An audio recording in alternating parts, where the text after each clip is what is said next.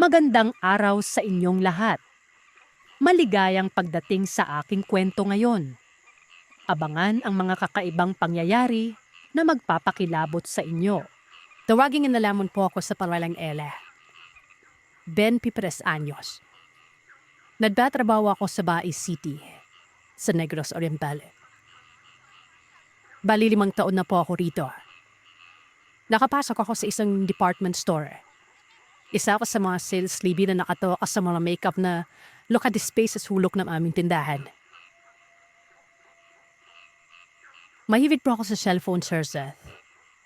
Palagi ako may only data dahil sa wifi na pagmamayari ng aking amo. Well, dito, magagawa ko makapag-surfing sa internet kaya napagkuhan ko ang channel yo. Noon na ipamangkinig lang pero habang tumatagal ay mas tala akong nainggan yung gawing habit ang makinig sa inyo.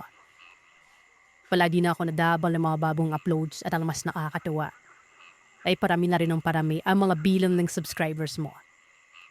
Salamat po. Ang kwentang ibabahagi ko sa inyo ngayon ay nangyari lamang kumakailan. Mag-isang taon na pero napakahirap palimutan. Tumatak kasi pa sa isipan ko, Sir Seth. Marami sa amin ang natakot at natatroma nang bagyuhin kami ni Odette. Marami siyang pinatay na tao, sinirang mga establishmento at winasak na mga tahanan dito sa bansa natin. Hindi lang yon.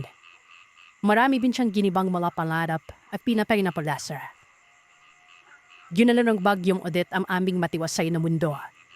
Ako man ay hindi matanggap ang sinapik ng aming buhay pero wala naman kaming magagawa kundi ang tandapin yon.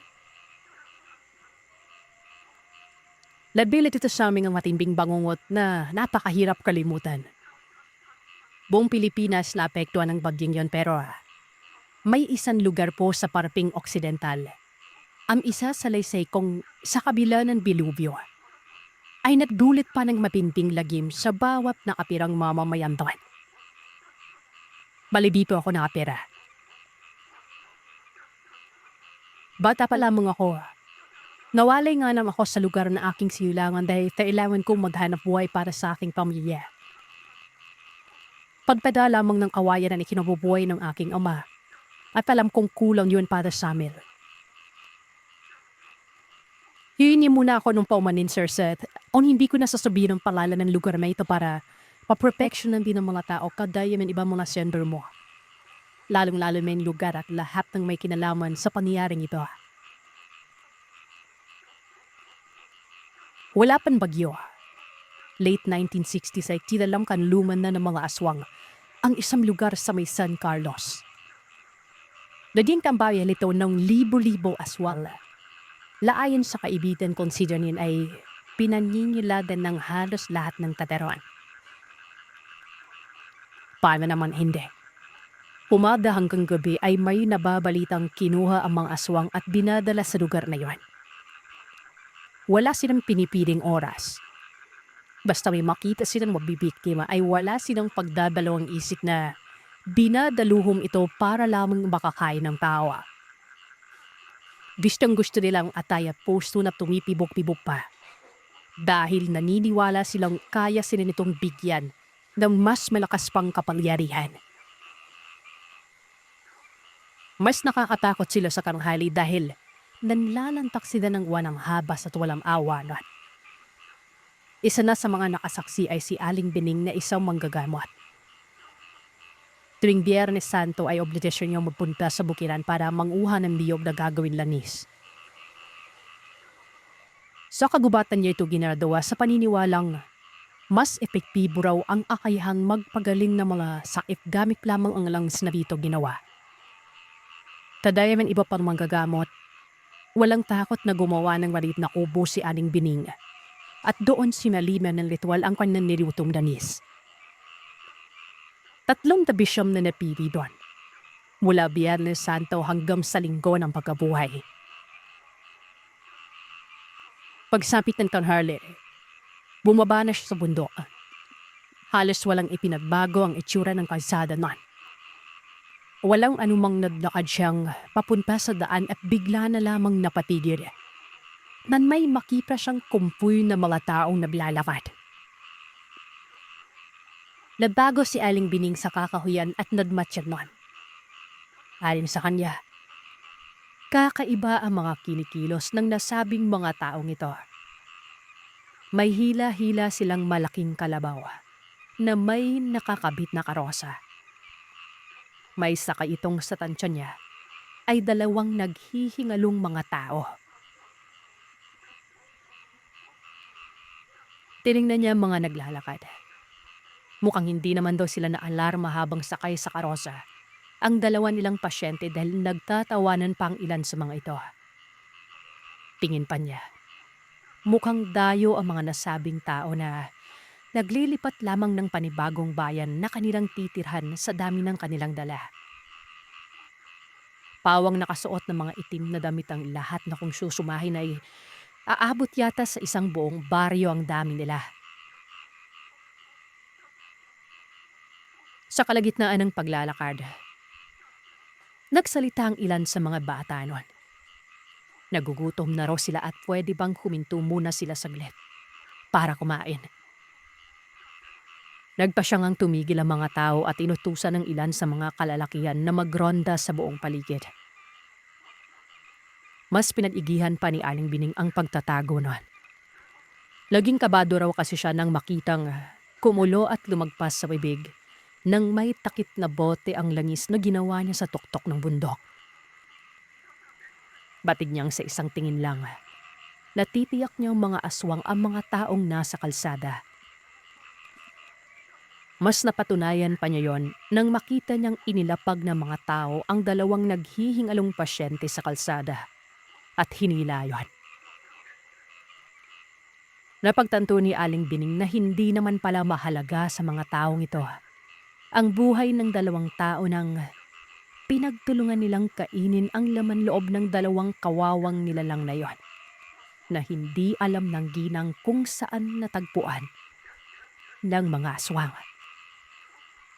Sindak siyang napaatras noon lalo na't nagsalita ang isa sa tila pinakapinuno ng mga nilalang at nagdesisyon na sa lugar kung saan sila tumigil gagawa ng bahay na kanilang titirhan. Magmula noon, nagulat na lamang bigla ang mga tao nang magkaroon ng isang maliit na baryo sa tagong bahaging yan ng probinsya. Nakakagulat lamang dahil maraming kwentong napapabalita na may mga taong napapadaan o naliligaw doon ang hindi na nakakabalik pa sa pinanggalingan. Ang mga biyahero naman ay hindi na nakakapunta sa kanilang paroroonan noon dahil nasasabit lamang sila sa lugar kung nasaan ang mga aswang at hindi na nakalalabas pa ng buhay. Akala ko nga kwentong bayan lamang yon. Pero hindi ko alam na may mas masahol pa pala sa pangyayaring yon na kahit noong nagdaang bagyo ay nanalasa sa aming lugar. Hindi namin nagawang matakot. Mas matindi pa ang kilabot na hatid ng mga aswang na ito. Taong 2021, umuwi ako sa aming probinsya. Sa bahay sana ako magpapasko dahil marami akong naipong regalo at pera. Bala kong kausapin si nanay para kahit papano ay makapagpundar naman kami ng maliit na negosyo.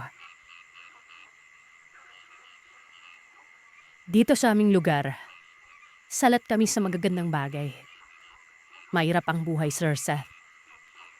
Umaasa lamang kami sa konting gulay na nakukuha namin sa aming lupang sinsaka. Kaya naman naisipan ko mag-ipon ng maliit na puhunan para magpatayo ng tindahan. Nagpaalam ako sa aking boss na uuwi na sa aming bahay. Iba naman ang patakaran ng department store sa Oriental. Kilala ko ng boss namin at ang sabi niya, kung nais ko mang bumalik sa trabaho ay libre akong bumalik anumang oras. Nagpasalamat ako dahil napakabuti ni Mom sa akin. Palagi na lamang niya akong binibigyan ng habor na alam kong sobra-sobra na para ibigay niya sa isang simpleng empleyado. Kagaya ko. Nang araw na yon, bumiyahe ako 5 oras mahigit pauwi sa amin. Napakarami kong dala, Sir Seth. Gusto kong sorpresahin si nanay at ang mga kapatid ko. Yun nga lang, hindi ko alam na ako pala ang masasorpresa pagdating ko. Isang lamay ang inabutan ko pagdating sa bahay. Dulap na bulat ako nang malamang patay na si tatay nun. Nakapagtataka lang na nakatakip ang kanyang kabawa. Kaya pinanong ko si nanay kung bakit ayaw ipakita ang mukha ng ama ko. Dahil maganda naman ang kabaong niyang bigay pa ni Mayor. Ayon kay nanay, hindi naging maganda ang amatayan ni tatay. Hindi raw biro ang sinapit nitong hirap bago bawian ng buhay. Hindi ako makapaniwala sa narinig ko nun. Anya, pinatay umano si Papay ng maraswang. Nakiusap ako kay nanay na buksan namin ang kabaong. Mabuti na malap na pilit ka siya pero nagsisi ako. Nakita ko kung gaano kamiserable ang itsura niya sa loob ng kanyang higaan. Wasak ang ariwang mukha ni Papay na. Napita ba kinain ng may malaking ipin? Ang kanyang bungo o buto sa ulo ay halos lipawala at manadasan ng ilan sa kanyang mga ipin. Nakita ko yung dahil pati labi niya ay ninaplap lang kung anong uri ng mapaling manipin. Napayak na ako ng tuluyan nung nakita ang kanyang mga braso. Puno ito ng mga almot at pasala, hindi ko naman alam kung saan nagmula. Ang sabi pa ni nanay, nawawala pa ang laman loob ni tatay. Lapa ko yumako sa aking mga palad na umalaman ng kalanos-linos na kamatayan ni tatay nan. Mga aswang nga may gawa nito.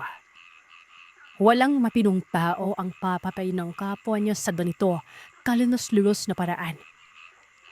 Isa pa, kilalang mabait at matulungin si tatay.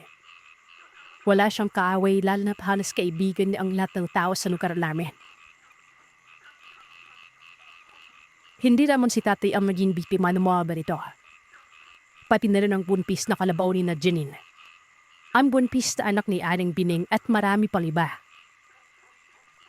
Literal silang naging sanat sa aming lugar kaya naman hindi ko mapigilang magalit.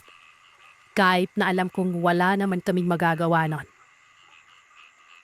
Kung sana lang matutong lumaban ang lahat ng aking mga kababayan sa mga pang-abosong malaswang na ito.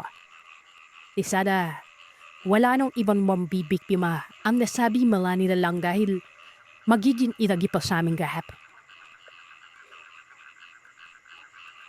Ikatlong linggo ko na sa bahay nang makapansin ako ng isang babae sa may panaingge.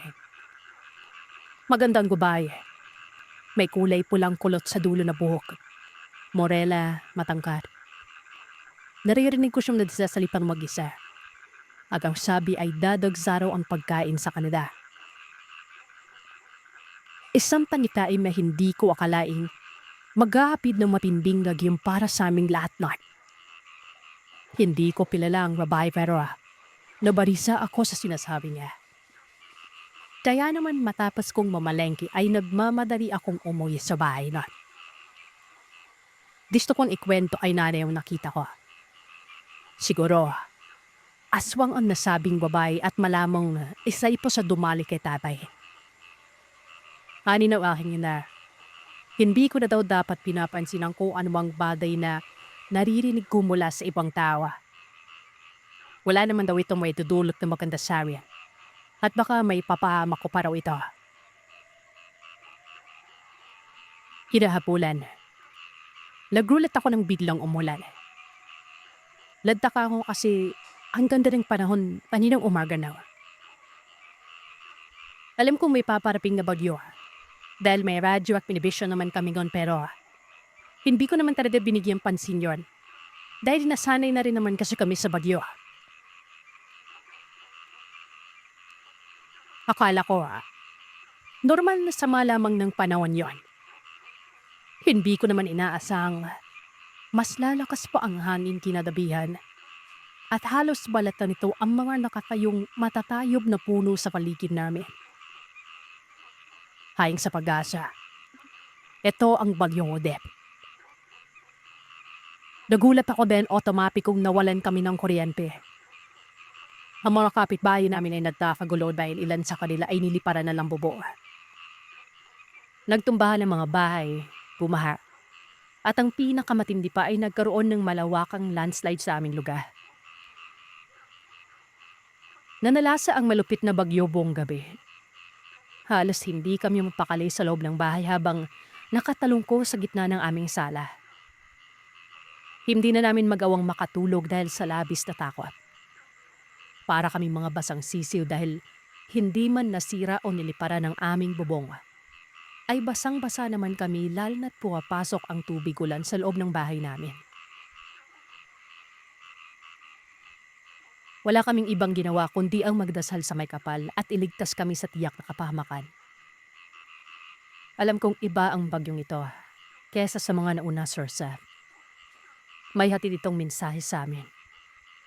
Kinikilabutan ako sa bawat paghampas ng hangin na animoy, pati kaluluwa namin ay gustong anurin. Bumaha ng malakas, sumabay na sa gupit ng galit na hangin. Halos takasan ako ng kaluluwa sa tuwing tinatangka akong sumilip sa bintana at nakikita ang sumasayaw-sayaw na mga punong dahan-dahan na ding natutumba. Ilang saglit lang, nakarinig na ako ng mga pagkatok sa bahay namin. Natatakot man ay pinagbuksan ko ang mga taong humihingi ng tulong noon. Sila Aning Bining pala, pati ang buong pamilya na Janine. Nanginginig sa lamig at nagmamakaawang nakiusap kung maaari ko raw ba silang patuloyin noon. Iyak ng iyak ang kaibigan ko habang ikinikwento niya kung paano natabunan ng malaking parte ng gumuhong lupa ang kanilang tirahan. Si Aling Bining naman ay natulala at gayon na lamang ang sindak namin na makitang may mga sugat pala siya sa mga braso. Anya habang nananalasa ang bagyo. Isang estrangherang babae umano ang pumasok sa bahay niya at nakipagbuno sa kanya. May mahahaba umano itong kuko, magulong buhok at pangil na napakatulis. Halos mabaliw-baliw siya sa pakikipagtagisan ng lakas dahil kaya nitong magbagong anyo sa isang iglap. Noong una, hindi talaga ako naniniwala kay Aling Bining. Naisip ko na baka nataranta lamang siya at natakot na husto sa pinagdaanan namin ngayon. Kung may lugar mang nanatiling tuyo sa parte ng aming bayan ngayon, yan ang aming kusina. Mabuti na lang, kaya ko pang sindihan ng panggatong ang aming lutuan. Kahit papano ay napapawi ang matinding lamig na aming nadarama. Wala akong ibang ginawa kundi ang magkarga ng apoy para manatili kaming umasa na walang mangyayaring masama sa amin. Mabuti na lang, tumigil rin sa lakas ang malakas na hangin at ulan. Pagsapit ng umaga, nagulat kami. Tumba ang halos lahat ng bahay at mga kakahuyan sa paligid. Mukhang nagwala ng matindi ang bagyo. May mga tanawing dati ay nandun pero wala na ngayon. Kahit hindi ng pinsalang binigay sa amin ng nasabing bagyo, Sir Seth. Hindi lamang kasi bahay ang nawala sa ilan kong mga kapitbahay. Maging mga alagang hayop, halaman, pati tao ay pinagluluksa namin noon. Napakaraming patay. Mga kakilala ko, kapitbahay, maging mga kaibigan. Walang tao sa aming lugar ang hindi pumalahaw dahil sa aming sinapit. Ang masaklap pa, may mga kasama kaming nawawala at marahil ay inanod ng baha o hindi kaya ay natabunan ng lupa. Ang nakadagdag pa sa aming alalahanin ay hindi man lamang namin magawang bumaba sa bayan dahil sa malawakang landslide. Nagkaroon ng bumarang kalsada. Kaya naman natenga ang mga patay at nangamoy sa kahit saang sulok ng aming baryo. Panay ang pag-aloko kay nanay. May mga kapatid akong kailangan naming asikasuhin at hindi ko kaya mag-isa nun. Oo nga't ligtas kami. Pero sobrang gutom na ang nararamdaman namin nun. May pera kami pero wala kaming mapagbilhan. Paubos ng sarili naming paninda. Pati bigas ay nililugaw na lamang namin nun. Tingin ko nga, wala na rin kaming mapapakinabangan pa sa bukid. Sinira ng nakaraang bagyo ang lahat. Gayunpaman, nagpatuloy kami sa pag-usad. Alam ko namang walang mangyayaring maganda kung mananatili kaming nakalugmok sa nakaraan. Dahan-dahan naming inayos ang mga nasira, kagaya ng dahan-dahan ding paghahanap ng gobyerno sa iba pa naming mga kababayang nalibing ng buhay noong bagyo. Kaya saklap isipin na nagpasko kami na puro sama ng loob ang natanggap na regalo nun. Walang ilaw, salat sa pagkain at tagluluksa. Makalipas ang ilan pang linggo, medyo naayos na din ang mga kalsadang daanan papunta sa kabilang bayan. Nagkaroon ako ng pagkakataong maglakad-lakad hanggang sa nakarating ako sa lugar na hindi ko akalaing may baryo pala. Ang paanan ng bundok kung saan nagpupunta si Aling Bining tuwing Biyernes Santo. Nakarating ako doon sa pag-asang makakasagap ako ng signal. Gusto ko ring makibalita sa aming mga kaanak na nasa syudad, pero nakakagulat lamang isiping nawala na parang bula ang signal namin sa bukid. Wala na kaming kaalam-alam kung ano na ang nangyayari at kung nasa state of calamity na ba kami. Napansin kong maingay sa hindi kalayuan kung saan ako nakatayo. Kaya naman nagpasya akong sumilip doon. Nakita ko ang 3 hanggang 4 katao. Masyang nag-uusap na parabang nanalo sa loto. Ayon sa pinakamatanda sa kanila, marami-rami umano ang naipon nilang bangkay at unti-unti nilang kinakatay. Mas marami pa daw silang mauhukay kapag nagsipag sila dahil nahihirapan na rin ang mga nasa gobyerno. Nahanapin ang iba dahil nga medyo malalim ang pinaglibingan sa mga ito. Aalis na sana ang mga ito nang may biglang dumating at may pasanpang bangkay na mula yata sa inanod na baha. Nanginig ako sa labis na takot. Ayoko mag-isip na masama pero hindi ko mapigilang matakot sa isiping kakatayin nila ang mga nasabing bangkay para ikonsumo. Kung tama ako ng pagkakatinig nun. Kung gayon, totoo ang sinabi ni Aling Bining na mga aswang nga ang mga taong ito. Tarantang umatras ako. Pinilit na huwag makalikalang ingay. Hinayaan ko pa ang sariling makinig sa mga sasabihin nila. Alam ko naman na may malalaman pa akong maraming lihim mula sa kanila. Nabagan ako nang sabihin nilang may sekretong daanan pala sila papunta sa kabangkalan.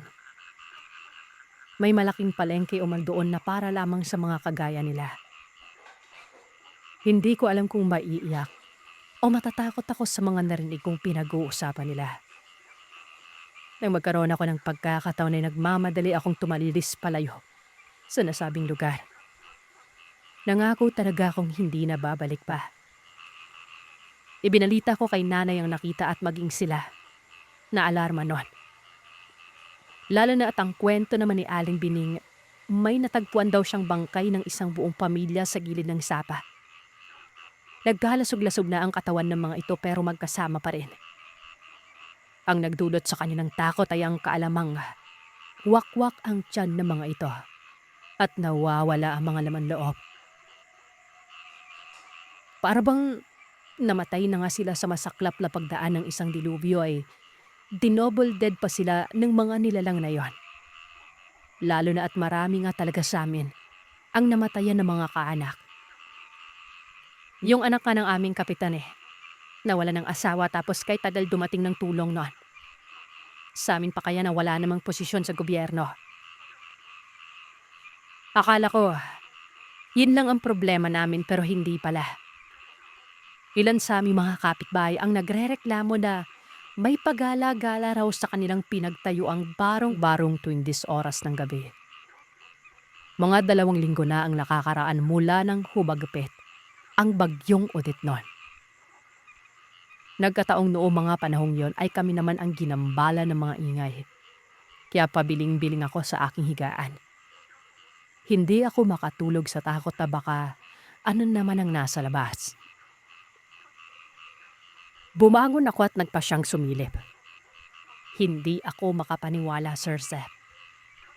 Nanindig ng sobra ang mga balahibo ko matapos kong makita ang isang pamilyar na babaeng nakasuot ng mahabang saya at kulay puting t-shirt. May kinukubkub siya sa bandang dati ay malaking kanal para maiwasan ang pagbabaha dito sa bukid. Hindi ako nagtangka man lamang na lumapit sa kanya. Siyempre, hindi naman ako kung ano lang para hayaan na lamang na ipahamak ang sarili ko, di ba?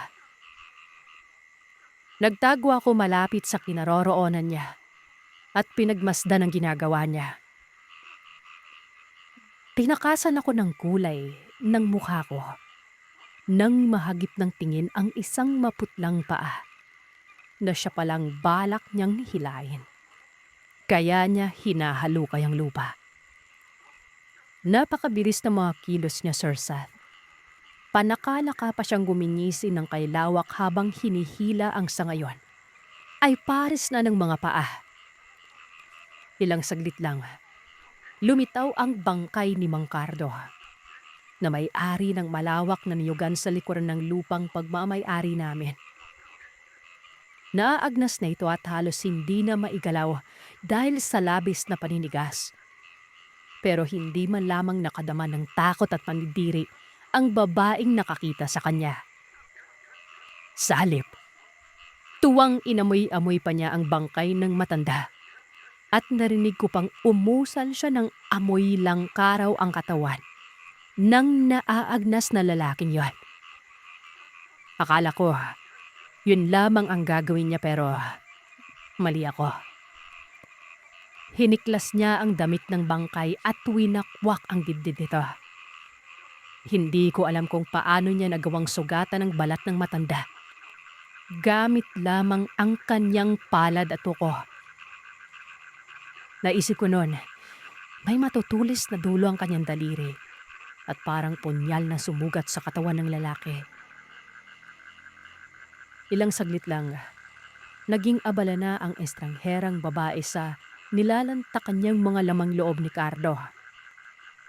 Para siyang batang nakakita ng napakasarap na pagkain sa pagkainan. Tila ba natatakot siyang maagawan ng iba.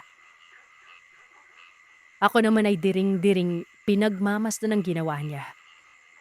At nang hindi ako makatiis ay nagsuka ako sa aking pinagtataguan.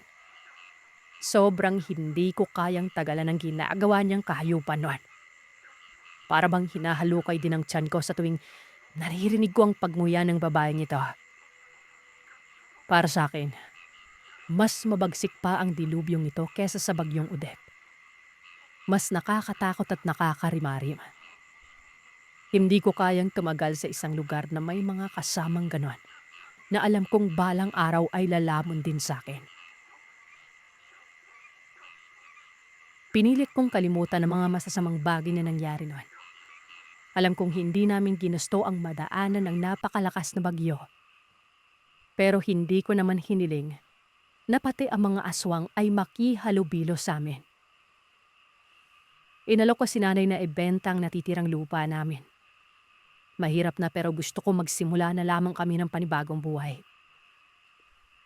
Dinala ko sina inay sa Baez City at magpahanggang ngayon ay narito pa kami. Bumalik ako sa aking dating pinagtatrabahuan at sa awa ng Panginoon. Tinaasan ng aking amo ang posisyon ko sa trabaho. Sobrang nagpapasalamat ako sa Panginoon dahil inilayo niya kami sa kapahamakan.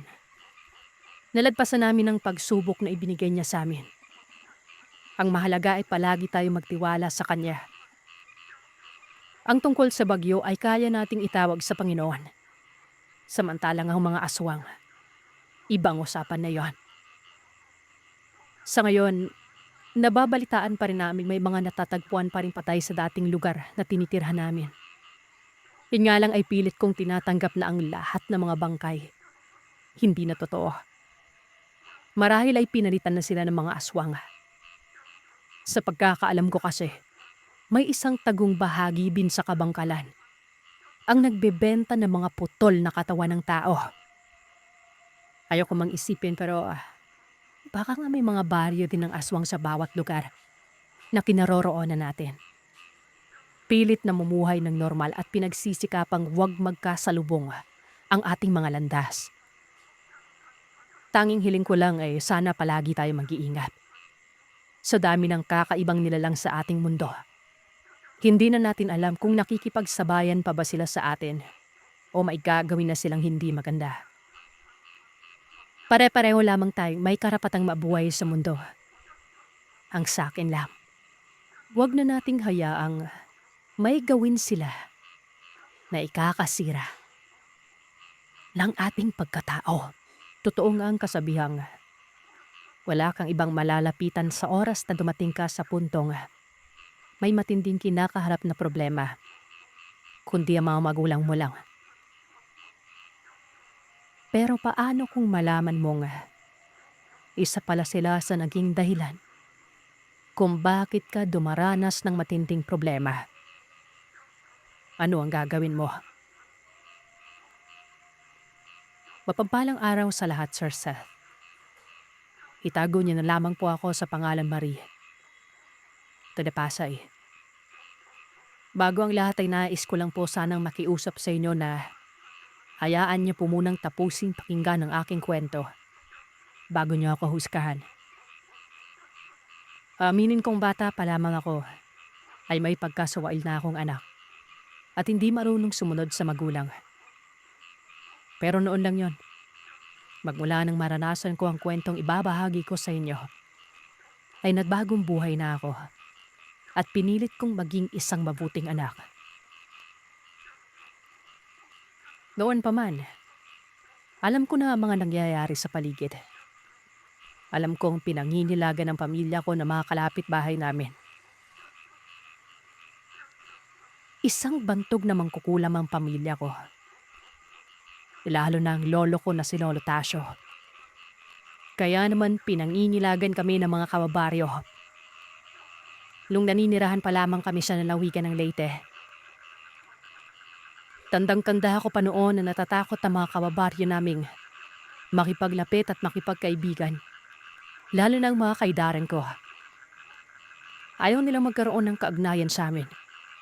Sa kadahilan ng baka daw bigla kaming magalit sa kanila at walang pagdadalawang isip na kulamin o gawan namin sila ng hindi maganda. Kahit na puno ng panghuhusga, nanatili kaming mapagpakumbaba nun. Yun kasi ang itinuturong palagi sa amin ng abuela ko. Kahit na napakasungit niya, masasabi kong mabait siya. Oras na pakitaan mo siya ng kabaitan. Kabaitan rin ang ipapakita sa'yo. Pero kung hindi maganda ang pag-uugali ang ipapakita mo, ganun din ang gagawin niya. Kaya pala, 3 kaming magkapatid at akong bunso. Kaya naman medyo may pagkasuwail akong bata nun. Gusto ko lahat ng nanaisin ko ay makukuha ko. Maski ang mga bagay na pagmamay-ari ng 2 kapatid ko, inaangkin ko nun. Kapag hindi ko yun nakukuha ay nagsusumbong lamang ako sa lolo ko at tiyak ay mapapagalitan ng 2 kapatid ko, sina Ate Ignacia at Ate Tatiana. Ewan ko. Siguro ganun talaga pag bunsong anak ka. Lahat ng atensyon at mga bagay na nanaisin mo, gagawa at gagawa ka ng paraan para makuha yon. Isa ang ugali kong yun sa mga tinanggal ko. Dahil naisip ko na hindi pala magandang masyado kang maging mapaghangad sa mga bagay-bagay. Lalo kung hindi naman talaga para sa'yo. Sa gitnang bahagi ng baryo kami nakatira. Malawak ang bakuran namin. Maayos naman ang bahay. Pero kahit na ganon, ni isa man sa mga kapitbahay namin ay walang nagtatangkang kumausap o kaya ay magawi man lamang sa bakuran. Dahil sa bata pa ako nun, kaya't naisip kong masama ang ugali ng mga kapitbahay namin. Karamihan sa kanila, o panghusga. Binabase kasi nila sa kung anuman ang kanilang nakikita o kaya ay naririnig na usap-usapan. Ang iba naman, ibinabase rin nila ayon sa angka ng mga kapamilya ko. Alam nyo, Hindi naman po kasi lahat ng mga kamag-anak mababait. Kumaga sa niyog, sa isang bugkos ay may natatangi po talaga. Ganon din ang pamilya.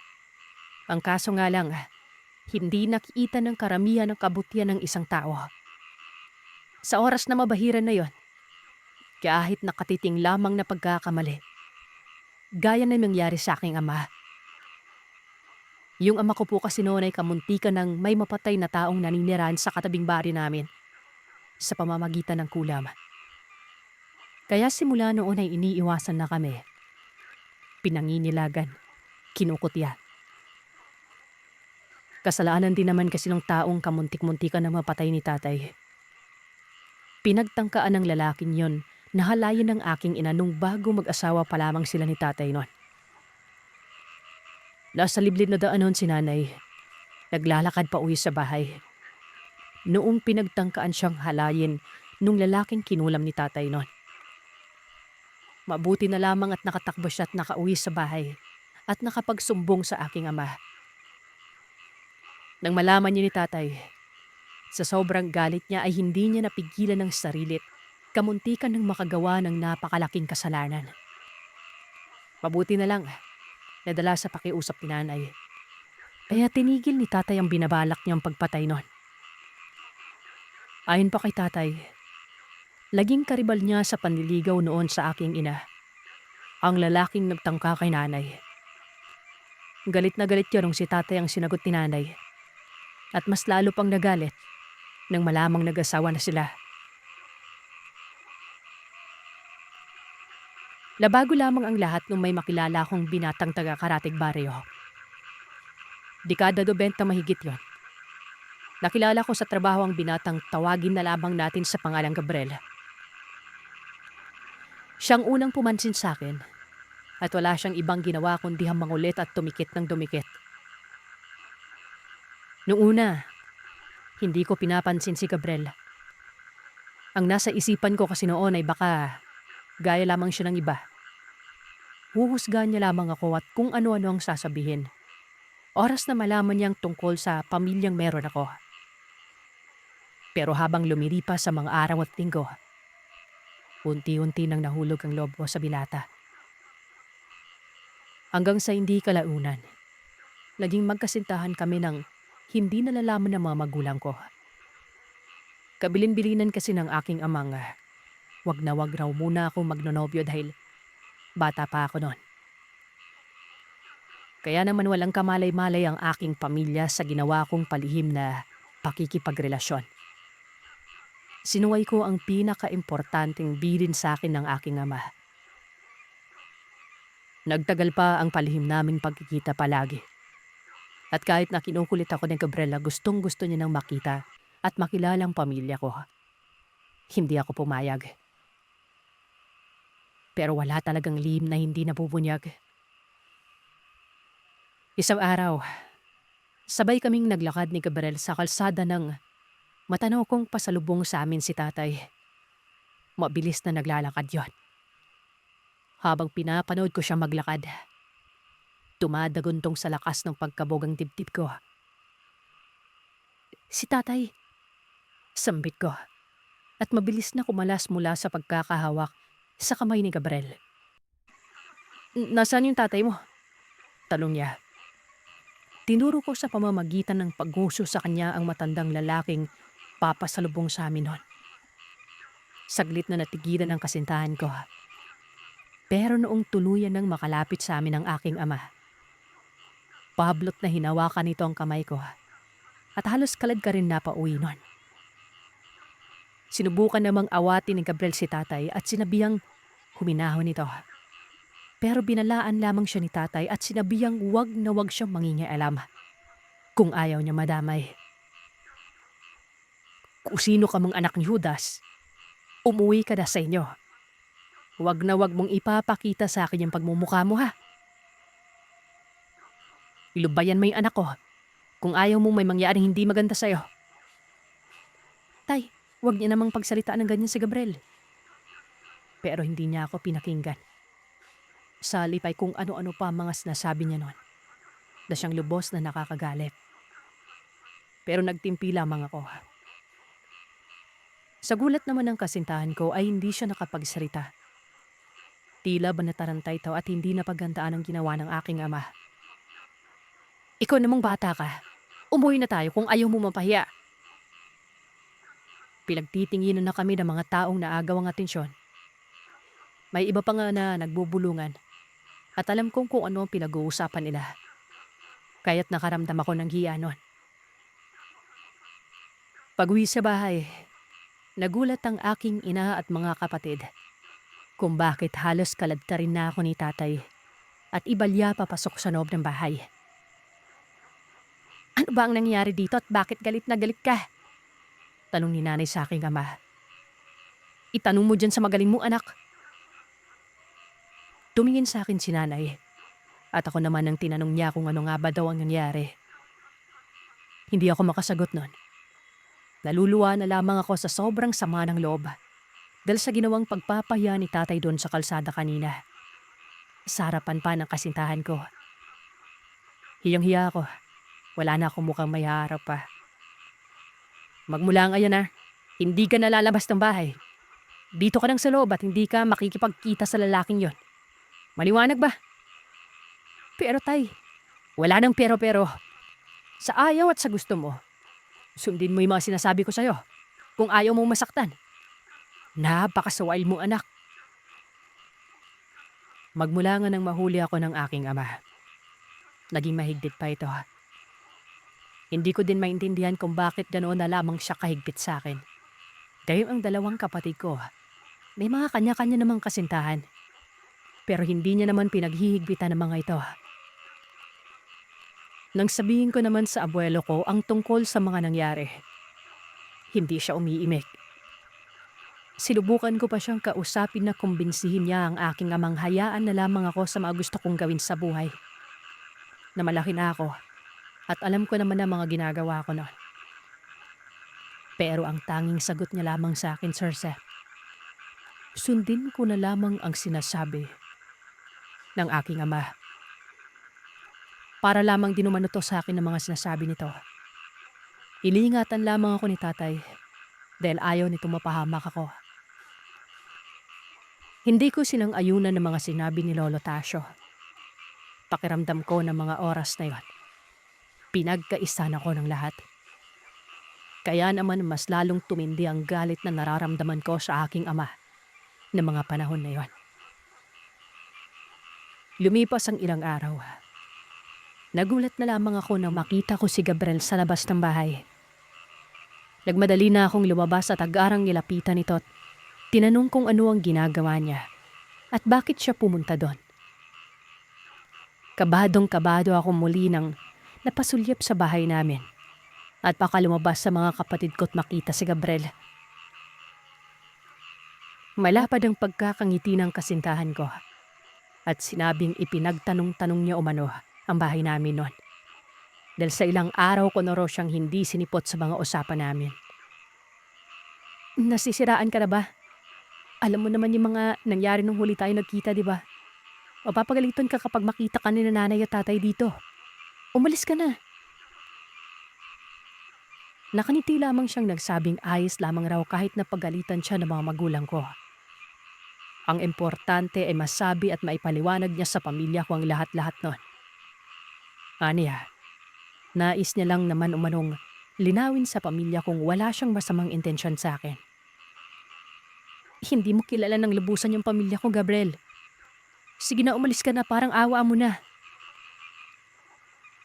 Maya-maya pa, danon na lang ang gulat ko nang marinig ko ang boses ni Ate Tatiana. Nang lingunin ko ito, nakita kong nasa tabi niya ang aming ina. Madilim ang mukha ng aking inang nagpalipat-lipat ng tingin sa aming dalawa ni Gabriel. Akmang lalapit na sana ang kasintahan ko para formal namang pakilala. Pero tinalikuran lamang ito ng aking ina't kapatid.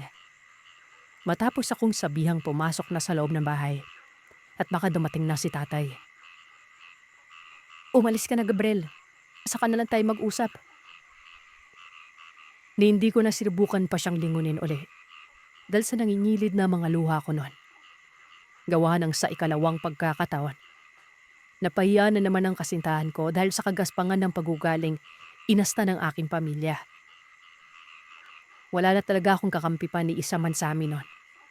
Maging yung kapatid ko, wala akong maaasahan sa kanila. Layuan mo yung lalaking yan, Marie. Maliwanag ba? Kung hindi talagang sasamain ka na sa akin. Halos dumadagundong na ang boses ng aking ina sa loob ng kabahayan nang magsalita siya pagpasok ko sa loob ng bahay. Natatakot man. Lakas loob na sinagot-sagot ko ang aking ina. Pinanong siya kung bakit kailangan kong layuan si Gabriel. Anong problema nila sa kasintahan ko? Dahil ang balak nga noon ay formal na mapagkilala sa kanila. Ako lang ang hindi pumapayag sa nais ni Gabriel noon. Dahil sa natatakot akong baka magbago ang isip niya. Oras na malaman niya kung anong klaseng pamilya meron ako. Mag-asawang sampal ang natanggap ko mula sa aking ina na siyang hindi ko inaasahan noon. Kinakahiya mo yung pamilya natin? Kinakahiya mo yung angka natin? Hindi ko sinagot ang tanong ng aking ina. Tinalikuran ko siya at nagmadali nang pumasok sa silid ko't doon ko ibinuhos ang lahat ng sama ng loob na nararamdaman. Simula pagkabata, hindi na ako naging malaya gaya ng mga kaedaran ko. Lahat ng nais ng mga magulang ko, sinunod ko. Maski nga ang mundong kinabibilangan at ginagalawan nila, pinasok namin magkapatid noon. Ayon na rin sa kagustuhan nilang matuto kami sa larangan ng pangungulam. Tapos ngayon, kung saan ako naging masaya at panandali ang makalaya sa madilim na mundong ginagalawan, ipagkakait nila sa akin. Dahil sa kapusukan at sa pag-iigpit na rin ng pamilya ko, napagpasyan kong umalis na sa bahay namin at sumama na sa kasintahan ko nang ayain na nito akong magtanan. Gulong-gulo na ang isipan ko at hindi ko na alam ang gagawin. May kalayuan ang baryong tinitirahan naming dalawa ni Gabriel. Doon kami nagsimulang mamuhay at nangarap na bumuo ng masayang pamilya. Noong una, naging masaya naman ang pagsasama naming dalawa. Na para bang wala nang bukas noon. Mababait din ang mga kapitbahay namin ng iba pa ron ay kamag-anak ni Gabriel. Kaya naman ang akala ko talaga, tuluyan na ako magiging masaya at matatakasan ko ng pamilyang minsan ko nang tinalikuran at pilit na kinalimutan. Paglipas lamang ng mahigit 6 na buwan, doon na nagsimula ang malabangungot kong karanasan. Isang araw, habang namamalengke ako kasama ang tiyahin ni Gabriel, may nakita akong lalaki sa hindi kalayuan. Nakatayo lamang yon parap sa gawi ko. Kahawig na kahawig niya ang aking ama. Malakas na kumabog ang dibdib ko at saglit akong napatitig sa lalaki nun. Hindi ko alam kung ano ang magiging reaksyon ko o gagawin ng mga sandaling yon. Gusto kong maghanap ng mapagkukublihan sa takot na baka sa pilitan akong kaladkarin pauwi sa bahay ng mga magulang ko. Maya-maya pa, narinig kong tinawag ako ni Tia Soledad at tinanong. Sandali akong napatingin dito at sinagot ang tanong niya.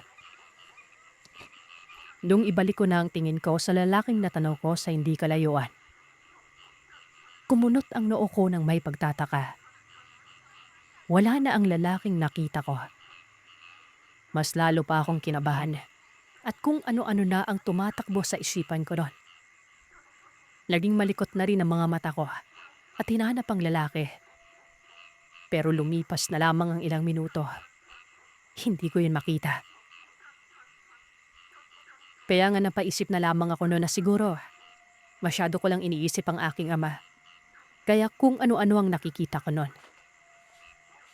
Pag-uwi ko sa bahay, muli na namang sumagi sa isipan ko ang lalaking nakita ko. Naitanong ko pa nga sa isipan ko kung talaga nga bang namamalikpata lamang ako o baka si tatay talaga yon. Kinagabihan, pag-uwi ni Gabriel, nabanggit ko sa kanyang patungkol sa nakita ko sa palengke. Seryoso niya naman akong sinabihang guni-guni ko lang raw ang nakita ko. Kaya't wag na mag-isip pa ng kung ano-ano at baka makakasama sa dinadala ko ang pag-iisip na hindi maganda. Malayo na tayo sa pamilya mo kaya kalimutan mo na sila. May bago ka ng pamilya dito. At yun ay ako at ang sanggol na dinadala mo. Sa amin mo lang ito yung atensyon mo. Huwag sa kung kani-kanino. Nalungkot ako sa naging sagot ni Gabriel. Pakiramdam ko, parang hindi na siya yung lalaking nakilala ko noon at minahal. Nitong mga nakaraan kasi, napapansin kong para bang wala nang kagana-ganang makipag-usap sa akin ang kinakasama ko. Yung tipong kunti-unti na siyang nagbabago. Isang umaga, habang nag-aalmusal kami, nakita kong may mga butlig na tumutubo sa braso ng kinakasama ko noon. May mangilan-ngilang sugat na para bang talmot ng matatalas na kuko. Tinanong ko siya kung anong nangyari sa braso niya. Bakit may mga sugat at butlig noon? Tinapunan niya lang ako ng tingin sabay sabing hindi niya alam. Kumain ka na nga lang dyan. Huwag na maraming tanong pa. Nakakawalang gana kumain. Aga-aga dami mong dada. Ramdam ko ang inis na nararamdaman niya. Kaya tumahimik na lamang ako at pasimpleng pinasadahan na lamang ang mga sugat at butlig niya sa braso. Alam kong hindi yun isang ordinaryong butlig lamang. Malakas ang pakiramdam kong may kakaiba nang nangyayari sa kinakasama ko noon. Napapansin ko na ring tuwing ika-3 ng madaling araw, milalagnat siya. At kung minsan naman ay sumasakit ang tiyan niya. Pero pagputok naman ng araw ay nawawala na parang bula ang mga karamdaman na yon. Kinutuban na ako ng hindi maganda. Naisip kong baka tinutuon na ng aking ama ang kanyang banta. Nakukulamin niya si Gabriel kapag nakikipag-ugnayan pa ako rito. Sumagi rin sa isipan kong magmula nang may makita ako sa palengking kahawig ni tatay, ay doon na rin nagsimula ang mga kababalaghan nangyayari sa kinakasama ko. Noon ngang makumpirma kong si tatay nga ang may gawa sa paulpot-ulpot na pagkakasakit ng kinakasama ko at sa mga butlig na unti-unti nang dumarami sa katawan niya. Doon ako na bahala pa na baka mangyari kay Gabriel ang sinapit ng lalaking nagtangkang humalay sa aking ina. Hindi ko kakayanin kung sakali may mangyaring masama sa kinakasama ko noon. Ano na lamang ang gagawin ko, di ba? Dahil sa may kaalaman din naman ako sa kulam, palihim kong kinokontrang ginagawang pangulam ng aking ama noon. Tuwing nasa kasarapan na ng tulog ang aking kinakasama, saka ko pa lamang ginagawa ang pagre-ritual kontra sa kulam ni tatay. Pero kahit gumawa na ako ng paraan para kontray ng kulam na ginawa ng aking ama, ramdam kong napakalakas ng kulam na ipinataw nito. Kaya't hindi ko kayang kontray ng mga ginagawa niya. Ang tanging magagawa ko lamang ay pabagalin ang pagkalat ng kulam sa katawan. Pero hindi ko yun kayang baklasin o alisin mismo sa katawan niya. Isang umaga noon, habang nagwawalis ako sa labas ng bahay, natanaw kong nagmamadaling lumapit sa akin ang tiyahin ni Gabriel. Sa estado nito ay mukhang may tsismis na namang sasabihin. Marie, nakarating na ba sa iyong balita tungkol dun sa kapitbahay nating buntis? Tanong sa akin ni Tia Soledad. Buntis? Wala naman pong balita tungkol dun. Ano pong meron? Diyos mi kang bata ka. Hindi ka kasi palalabas kaya wala kang kamalay-malay sa mga nangyayari sa paligid. Paano na lang kung biglang nagkagulo dito sa lugar natin at nagtakbuhan na palabas ng bari yung mga tao? E di naiwan ka mag-isa. Ano po ba kasi tungkol doon? Huminga muna ng malalim ang tiyahin ko at saglit na sinapo ang dibdib bago nagsalita. Kagabi umano, may kung ano ang nagpupumilit makapasok sa loob ng bahay ng buntis na yon. Nang makapasok na, nilapitan umano ang buntis sa higaan nito habang mahimbing na natutulog. Mabuti na lang at nagising ang asawa nito at nakita ang nilalang na nasa paanan na ng buntis na ito. Ayon pa raw sa pagsasalaysay ng mister ng buntis, nanlilisik ang mga matang, namumula, habang walang tigil sa pagtulo ang napakabahong laway ng nilalang. Nung akmang hahawakan na raw ng mabahong nilalang ang paa ng buntis na yon, dali-daling sinipa ng lalaki ang nilalang na ito. Mabilis namang kumaripas yun ng takbo papunta sa bintana. Tumalon. Kung kaya't hindi na naabutan pa. Sinubukan naman umano yung habulin ng lalaki pero wala. Masyadong mabilis umano yung kumilos kaya't hindi na nakita pa nung makalabas na ng bahay ang asawa ng buntis na ito. Hindi ko inakalang nakapasok na rito sa baryo natin yung animal na yon. Nakaraang linggo lang sa karatig lugar ko lang nabalitaan yung tungkol dun eh. Tapos ngayon, nandito na sa baryo natin. Ang sabi-sabi ng mga kapitbahay, aswang daw yun. Gustong puntiryahin yung sanggol dun sa buntis na yon. Siguro wala nang mabiktima sa karatig lugar. Kaya dito na yon. Magsasalita pa sana ako pero kadad na sumingit si Tia Soledad. Pinayuhan niya akong mag-iingat palagi. At hanggat maaari ay huwag na akong lumabas pa ng bahay.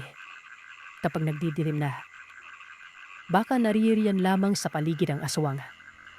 Naghahanap ng panibagong mabibiktima. Mas mainam na yung mag-iingat kaysa sa magsisipa sa huli. Dagdag pa ni Tia, maliban pa doon, meron daw siyang napapansing matandang lalaki na panay ang tingin sa bahay namin. Ipiniliwanag niya ang itsura ng matanda. Kinabahan ako matapos malaman yon. Dahil may pagkakawig ito sa ama ko. Kilala mo ba yung taong yon? Alam mo kasi kaduda-duda yung mga kinikilos niya eh. Panay yung pabalik-balik dito sa harapan ng bahay niyo. Hindi ko nga lang malapitan gawa ng nagkakataong abala rin ako sa ginagawa at hindi ko pwedeng iwanan tuwing natatanaw ko yung matanda. Sunod-sunod akong umiling at sinabing hindi ko ito kilala. Pinili ko na lamang na magsinungaling sa harapan ni Tia Soledad dahil natatakot akong baka mag-usisa ito tungkol sa pamilya ko. Pag-alis ni Tia Soledad ay tinuloy ko na ang paglilinis ng bakuran. Nang nasa kalagitnaan ako ng paglilinis nun, may nakita akong matandang lalaking nakatingin sa kawi ko. May suot itong salakot, kaya hindi makita ang itsura nito. Halos mga tog ang katawan ko sa takot habang tinatanaw ang matanda sa pag-aakalang si tatay yon. Bala ko na sanang tumakbo papasok sa loob ng bahay. Kaya nga lang, bago ko pa man maihakbang ang mga paa ko, ay biglang nag-angat ng mukha ang matandang yon. Napawi ang takot ko. Nang tumingin sa akin ang matanda, hindi yun si tatay. Nakahinga ako ng maluwag at napahawak sa dibdib para pakalmayin ang sarili. Yung matanda, inalok ako ng gulay. Habang inaalok ako ng matandang bumili ng gulay sa kanya, panay ang pagsipat niya sa tiyan ko. Sige rin ang pagsinghot niya na para bang asong may naaamoy na pagkain. Medyo na-weirduan ako sa kilos na matanda pero pinilit ko na lamang na huwag pansinin yon. Mabuti na lang din at may pera ako sa bulsa. Kaya lumapit na ako at bumili ng gulay. Pag-abot niya na ng binili kong gulay ay nasipat ko ang kakaibang pagkislap ng mga mata niya habang patuloy na nakatitig sa tiyan ko nun. Malasog yung nasa sinapupunan mo Ilang buwan na yan? Agaran akong napatingin dito at wala sa sariling sinagot na mahigit 4 na buwan na. Ngumisi lang mga matanda at naglakad na palayo nun. Numalayo na ito, saka pa lamang ako nakapag-isip-isip at naitanong sa sarili ko kung paano nga pala nalaman ng matandang yun na buntis ako. Dahil hindi pa naman masyadong halata ang tiyan ko nun. Nang araw na yon, maraming bagay ang tumatakbo sa isipan ko. Naroroon ang tungkol sa matandang naglalako ng gulay. Yung sinabi sa akin ni Tia tungkol sa aswang. At syempre, tungkol sa matandang namamataan ni Tia Soledad na nagpapabalik-balik sa harapan ng bakura namin. Na kung hindi ako nagkakamali, si Tata yon. Kinagabihan, pasado 9:00 na ng mga oras na yon. Pero hindi pa rin nakakauwi si Gabriel. Umupo na muna ako sa mahabang upuan at hinintay ang pag-uwi niya. Naisip ko baka lapainom na naman ito kaya hindi pa nakakauwi. Sa kakaintay ko nga sa kanya ay hindi ko na malahib nakatulog na pala ako na hindi man lamang nakapaghapunan. Hanggang sa makalipas sa mga oras, lalim pungatan ako dahil sa malakas na kanabaw sa taas ng bubungan. La para bang may naghahabulan nun.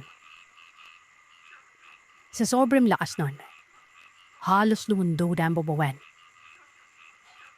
Mabilis akong bumangon na piningnan ang pintuan. Maisara ko ba yung maigi? At nang mapagtanto kong nakasarado yan, kinuha ko ng 2x2 na nakanaday sa gilid ng pintuan. Tapos ay bumalik na ako sa upuan at pinapakiramdaman ang lumanagabog sa taas ng bubuan. Maya-maya pa, narinig kong parang pinutuklop na ang bubuan ng bahay. Nag-umpisa na humatakot. Baka makapasok ang kung sino mang yun nasa taas. Kasabay ng unang patid sa pagtuklap ng yero, ay nakarinig ako ng mga halinghing ng hayop na para bang pusang naghahanap ng kapareha. Walang hiya talaga pang si Gabriel. Humanda ka talaga panuwi mo. Ano mong buntis ako at mag-isa lang sa bahay. Pero wala ka pa. Inis ko sambit sa sarili ko noon. Mas lalo pa akong nanghilakbot na makarinig na ako ng huni ng wakwak. At sa pagtingala ko, may nakita akong mga matara. Nagbabadam nakasilip sa butas ng buburan. Gustuhin ko mang sumigaw ng mga oras na yun para humingi ng tulong sa mga kapitbahay. Pero sa hindi malamang dahilan, para bang umurong ang dila ko. Wala man lang boses ang lumabas sa bibig ko. At kahit na anong gawin ko, hindi ako makasigaw-sigaw. Sa isipan ko noon, halos magdamda utas-utas na ako sa kakasigaw at humihingi ng tulong sa aking ama. Naalala ko kasi sa ting nalalali ako sa anak nanin o sa kapahamakan. Palagi akong iniviritas ng aking ama noon. Tiya't namulas sa medalyon.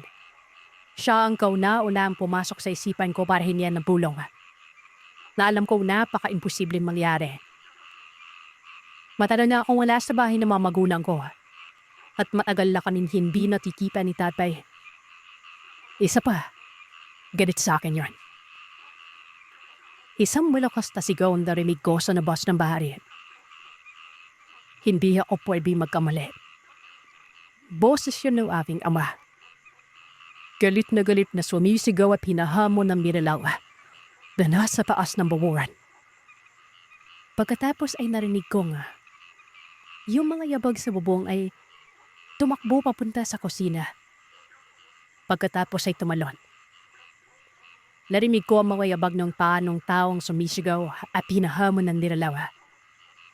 Papunta yon sa likuran ng bahay. Hindi ako kagad nakatayo sa kinauupuan dahil sa takot. Naramdaman ko rin medyo kumirot ang tiyan ko. At para bang noon nang dahan-dahan na akong kumayo at sinirip ang labas ng bahay. Hindi ko na nakita pa ang taong sumisigaw. Ilang minuto rin akong nagabang sa siwam ng bintana para alamin ko kung sino ang taong tumulong nun. Alam kong hindi si Gabriel yun. Dahil mo pa hanggang noon ay wala pa rin siya. Yumipas na lamang ng mahigit isang oras. Walang kahit na sino ang nakita ko. Nagtatakaman at naitanong sa isipan kung sino ang tao tumulong sa akin. Ibos kong ipinapasalamat yon. 3:00 na madaling araw, umuwi si Gabriel.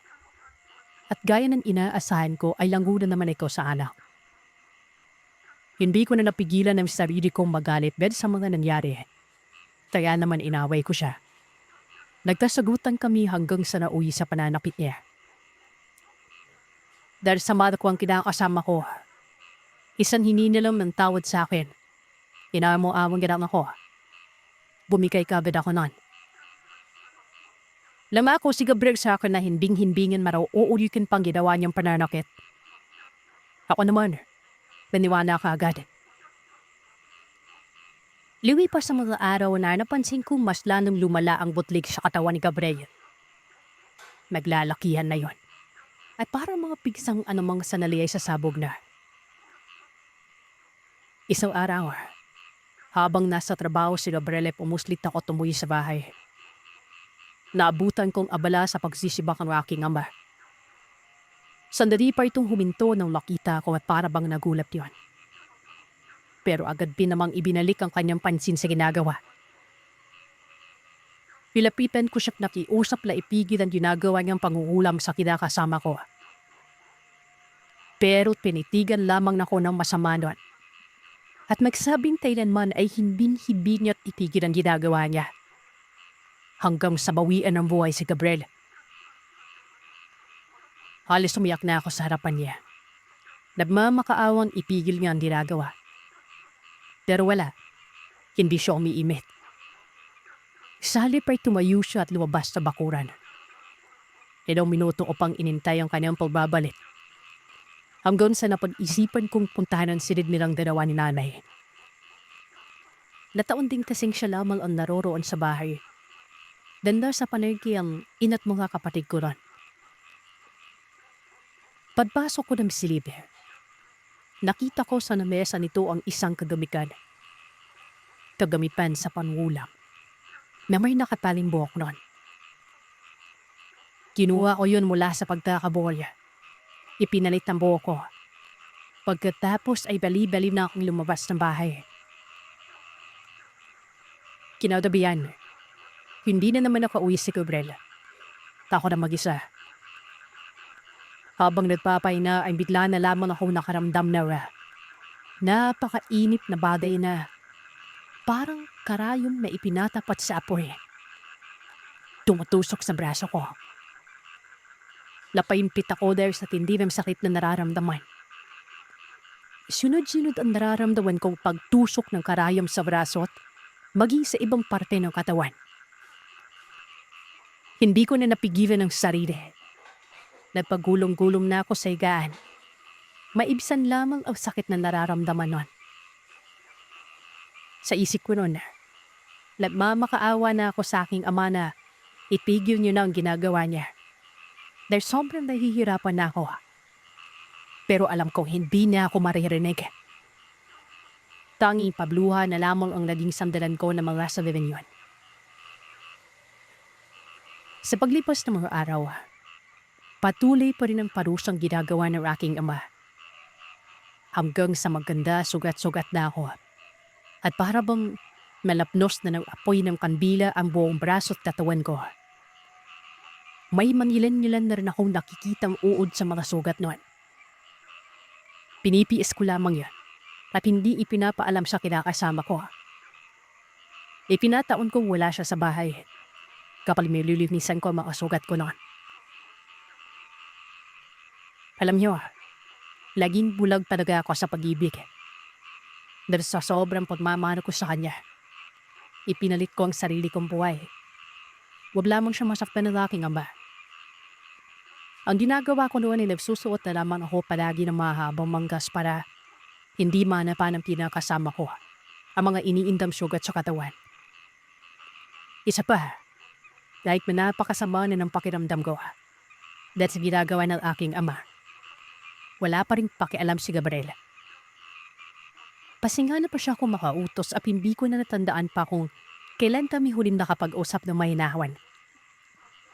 Awang-awa na ako sa sarili ko at wala ako mapagsumbungan. O kaya't si sarili ko na lamang ang lahat nun. Hindi ko naman pwedeng sabihin kay Pia Solidad dahil ano lang ang sasabihin niya. Oras na malaman ng totoo kung sino ang may tagagawa ng pagkakasakit ko. Kilis ko ang lahat ng mga pasakit na dapat salay ang kinakasama ko makakaralas ton.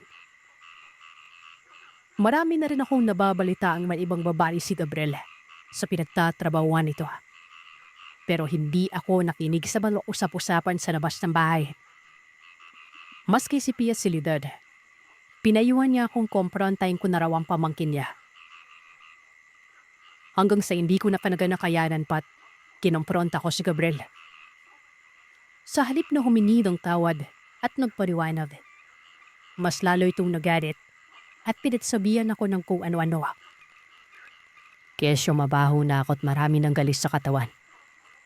Hindi niya na raw maatimpang makasama ako noon. Kaya maghiwalay na raw kami. Ibang-iba na umano ako ngayon kesa noong unang nagkakilala kami. Nakakadiri umano ako. Naaalibad-baran na umano siya sa pagmumukha ko. Kahit anong linis ko kasi sa katawan, hindi ko matanggal-tanggal ang amoy na bubulok na laman na sanhi ng mga sugat ko noon. Halos sumabog ang dibdib ko matapos parinigyan mula sa taong niligtas ko sa kulam ng aking ama. Lahat tinalikuran ko, makasama lamang siya. Halos isinumpa-sumpa ko na nga ang sarili kong pamilya dahil sa kanya. Tapos, ito lang ang magiging ganti niya sa akin. May pagsisisi akong naramdaman matapos sabihin niya ni Gabriel. Dahil sa mga nangyari, wala na akong nagawa pa kundi ang umuwi sa mga magulang ko. Nagmakaawang patawarin nila ako dahil sa pagiging suwail ko noon. Nakiusap din ako sa aking amang alisin niya ng kulam. Nagulat naman siya nang makita ang kalagayan ko. At ayun na nga, nagiyakan na kaming lahat noon. Habang tinatanggal niya ang kulam ay humingi siya ng tawad sa kanyang nagawa. Sinabi niya rin sa akin kung bakit ayaw niya kay Gabriel. Una pa lang ay nakitaan niya na ng hindi magandang pag-uugali umano ang kinakasama kong yon. Sa hindi niya maipaliwanag, alam niyang hindi magiging magandang imahe ng pagiging padre di pamilya ang lalaking minahal ko ng lubusan. Pero wala umanong nangyari. Napag-alaman ko rin na magmula nung lumayo ako sa aking ama. Palihim niya akong hinanap.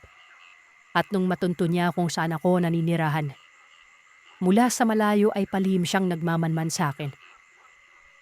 Gusto niyang malaman kung maayos ba ang buhay ko o kung nakakakain ba ako ng 3 beses sa isang araw. Siya rin palang taong humamon doon sa nilalang na nagbabalak pumasok sa loob ng bahay noon. Pero magmula nung pumunta ako sa bahay namin at pinakiusapan siyang alisin ang kulam sa kinakasama ko, tumigil na siya sa pagpunta sa bahay. Kaya hindi niya rin tuloy nalalaman na ako palang sumalo sa ginagawa niyang pangungulam noon. Doon ko napagtanto na walang magandang maidudulot kung susuwayin mo ang iyong mga magulang. Dahil sa uli, sa oras na may matindi kang problema, sa kanila ka pa rin lalapit, ano't ano man ang mangyari. Yung tungkol naman kay Gabriel, ilang buwan lamang ang lumipas, nabalitaan kong may nabuntis siyang babae at nagsasama na sila. Kaya ko, puro pasakit at bubugbog ang sinapit ng kinakasama nito. Pero nang malaman ng mga kapatid na lalaki ng kinakasama ni Gabriel ang sinapit nito sa kamay ng dati kong kinakasama, tinambangan ito sa daan. Walang habas na pinagbubugbog na umabot pa sa puntong isinugod ito sa ospital. Simula nang maranasan ko yon, mas lalo na akong naging malapit sa mga magulang ko. Naintindihan ko na kung bakit minsan naghihigpit sila. Lalo na kung hindi maganda ang kutob nila sa taong maaaring makasama natin sa buhay. Mapagpalang araw po sa inyong lahat. Ako si Edgar, kasalukuyang nakatira sa Negros. Nakakamanon isipin na may mga iba't ibang platform para sa YouTube patungkol sa kwento ng kababaladen. Naiisip ko tuloy yung naranasan ko dati. Kapurayan, malaki ang naging epekto nito sa aking pagkatao. Simula ang karanasan ko na ito, dekada 70. sa Balaban, Cebu. Sa nasabing taon at lugar, doon ako nakatira nun. Ampon ako. Ang mga tumatayong magulang ko ay hindi nabiyayaan na walak. Itagoy malamang nga kan sila sa palalang Tatay Lando at Nanay Belen. Tepang si Nanay Belen, may sakit na tinatawag na mayoma. Malala ang mayoma niya kung kaya pinakuha ang matris. May taya sa buhay ang mga magulang ko. Hindi naman may pagkakailang magkakaroon din ako ng marangyang buhay. Pag-aral ako, maganda ang mga damit, masarap ang pagkain. Hindi yan sa pagmamanabis mga kagidiw. Totoo yan at naswerte ako sa kanila. Bagamat doktor ang tatay ko, ang nanay ko naman ay nurse. Hindi nila piniling kampanan ng matagal ang kanilang kursong napapos. Ilang taon lang naging doktor ang tatay. Yan ang birang nanay. Sa abroad sila nagtrabaho. Umuwi at hindi na magtrabaho pa sa mga pasibidad. Negosyo ang pinantunan. Hindi ko na lamang babang ipindito kung anong negosyo yun. Basta mabilis ang hatak ng pera. Siguro, ang totoo mga magulang ko at nanadain na muhay ng payak na tao lamang. Di na ako nagmana sa kanila. Wala akong interes sa mga bagay na marangya. Yun bang si Shalero? Hindi ako ganun. Ganun bata nga ako nun eh. Siguro, sa paong nabanggipin na sa ibedjes na ako. Chef ang edad ko nang kapupin ako ng mga tumatayong mga magulang ko na. Ang hilig ko pa sa dagamba. Tapos nakikisa na muwa ko noon sa mga batang para mga palaboy. Sinisikama ako noon ng Nanay Belen ko. Nahihiya sila. Marami kasi silang parokyano na bumibisita sa bahay namin. Tapos makikita kung para na rin palaboy. Napakarumi ko. Dugyot na dugyot. Pero in fairness, ni minsan ay hindi ko narinig sa mga magulang ko na ampon lamang nila ako. Kahit gaano ako kapasaway na bata nun, mahal na mahal nila ako. Nararanasan ko talaga ang pakiramdam ng totoo mga magulang. Kahit naman hindi ako totoong anak. Minsan, nakarimig pa ako sa isang bisita namin. Hindi daw ako kamukha ng mga magulang ko pero ayon sa Tatay Lando, lasa gin daw ako ng mga lolo at noon ako nagmana. Biro nyo, kaya akong ipaglaban. Kahit alam ko pa ng mga sandalin yun na ampun talaga ako. Kung kaya naman ganun na lamang ang pagmamahal ko sa kanila. Pero alam niyo ba, Sir Seth? Bagamat doktor at nurse ang tumatayo kong magulang, naniniwala sila sa mga albularyo. Minsan kasi nagkasakit ako noon. Nilagnat. Yun ang araw din yun. Yung mga magulang ko, alala ko pero hindi nila ako napagaling. Dumulog kami sa albularyo. May kilalang albularyo malapit sa lugar namin noon. Naitago na lamang nakin sa pangalang Manggaryo. Harin siya matanda. Saan umano ako gumagala dahil nabapi umano ako ng elemento. Diwending ipimang elementong yan. Biro niyo nasa harap mismo sa amin sila Bito. Nasa harap ng mga biyasa sa Nibistila at malaw ang saklaw sa siyensya. Pero tumango ang mga magulang ko nun. Sabi pa ng Tatay Lando, ano daw ang gagawin namin? Siguro, pag-aalay lang. Hindi naman talaga pinarusahan na gusto yung alak nyo. Maglabay lang kayo ng kahit anong matatamis na pagkain sa kung saan siya nabati. Edgar, saan ka ba kasi nagpupunta? Ikaw talaga. Sumasama ka dyan sa mga batang hindi mo naman kilala ng lubos eh. Alam ko na. Ben sa direksyon yon. Din sila madalas maglaro. Bongkahin ng matanda. Sa mga sandaling yon ay nasa loob kami ng bahay. Nakaturo ang daliri nito sa lugar kung saan doon talaga ako palaging naghahanap noon ng kagamba at naglalaro. Ang bahay ni Mang Dario, may kalakihan pero gawa lamang yan sa kahoy. Isang palapag lang pero malapad. Nasa mataas na antas ng lupa nakatirik ito at nakabungad ang biranda sa baba. na kung saay makikita naman doon ang ilang kabahayan kasama na yung sa amin. Siyempre, kilala ako ni Mang Dario. Ang mga magulang ko kasi ay kilala talaga sa lugar. Gaya ng sinabi ko, marangya ang mga yon. Katawag pansin talaga ang pagiging malikot ko at pakikipagsanamuha sa mga bata doon. Matapos ng pag-uusap, lumabas ng bahay si Mang Dario. Nagmungkahi itong sumama kami sa kanya. Pupuntahan daw namin ang lugar na yon. Masama man ang pakiramdam ko, pero nakakaya ko namang maglakad. Inaalalayan nga lang ako noon ng Tatay Lando. Medyo kinakabahan ako noon. Lalo na nang makarating kami sa lugar at may tinuro si Mang Dario. Lumang bahay ito na wala nang nakatirang tao. Ito yung ginagawa naming tambayan ng mga kaibigan ko. Lalo na sila Jimboy at Masira. Ito yung mga kalaro ko talaga doon. Ang sabi ng albularyo, pinamamahayan umano ng mga duwende ang bahay na yon. Puro itim na duwende. Literal na masama ang mga ito. Dagdag pa ni Mang Dario, doon lang daw sa gilid ng bahay ilagay ang matatamis na pagkain. Pero ang maglalagay doon ito ay walang iba kung hindi ako. Na mga oras din yon, walang ano-anong bumili ang mga magulang ko. Nagpaiwan lamang ako noon sa lugar kasama ni Mang Dario. Pagkabalik nila, may dala ng mga candy, tinapay at iba pang mga pagkain. Basta, patamis sa mga yon. Nakalagay yon sa supot at inabot sa akin. Kaagad namang sinabi ni Mang Dario na iaalay ko na daw. Sambitin ko lamang ang mga katagang humihingi ako ng pasensya. Tapos ay magiging maamo daw ang mukha ko para lumabas na makatotohanan.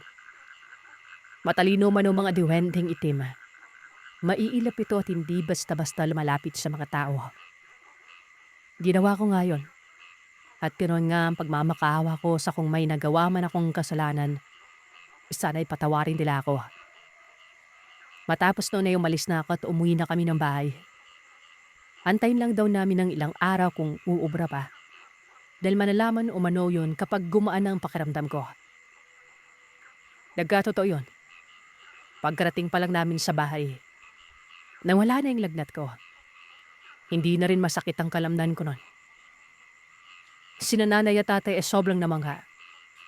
Maging ako noon ay namangha din. At yun yung araw kung kailan ako nagkaroon ng kuryosidad sa mahihiwagang bagay. Ang bahay namin ay isang palapag lang din, Sir Seth. Malaki at malawak. May 3 silid, malawak na sala. Siguro masasabi kong napakamamahal ng mga kagamitan sa loob. May sasakyan pa kami noon. Nakakubli ang bahay namin sa mataas na bakod at mataas ding tarangkahan o gate. Pero ang labas ay mga kakahuyan na at ilang mga kabahayan na payak lamang. May ilang magarbo namang bahay doon pero magkakalayo ito. Mga ilang metro mula sa bahay. Yun naman yung kalsada. Paputol-putol pang simento at madalas lubak-lubak ang daan noon. Doon ko na nagsimulang puntahan si Mang Dario. Doon ako tumatambay kasama ng mga kaibigan ko. Kasabay na rin ito ang pagtatanong sa matanda. Sa kung paano niya nalaman na nabati ako at paano niya nakikita ang mga nilalang. Pinagtatawanan lamang ako ni Mang Dario noon. Ang sabi niya sa akin, may kakayanan daw siyang wala sa iba.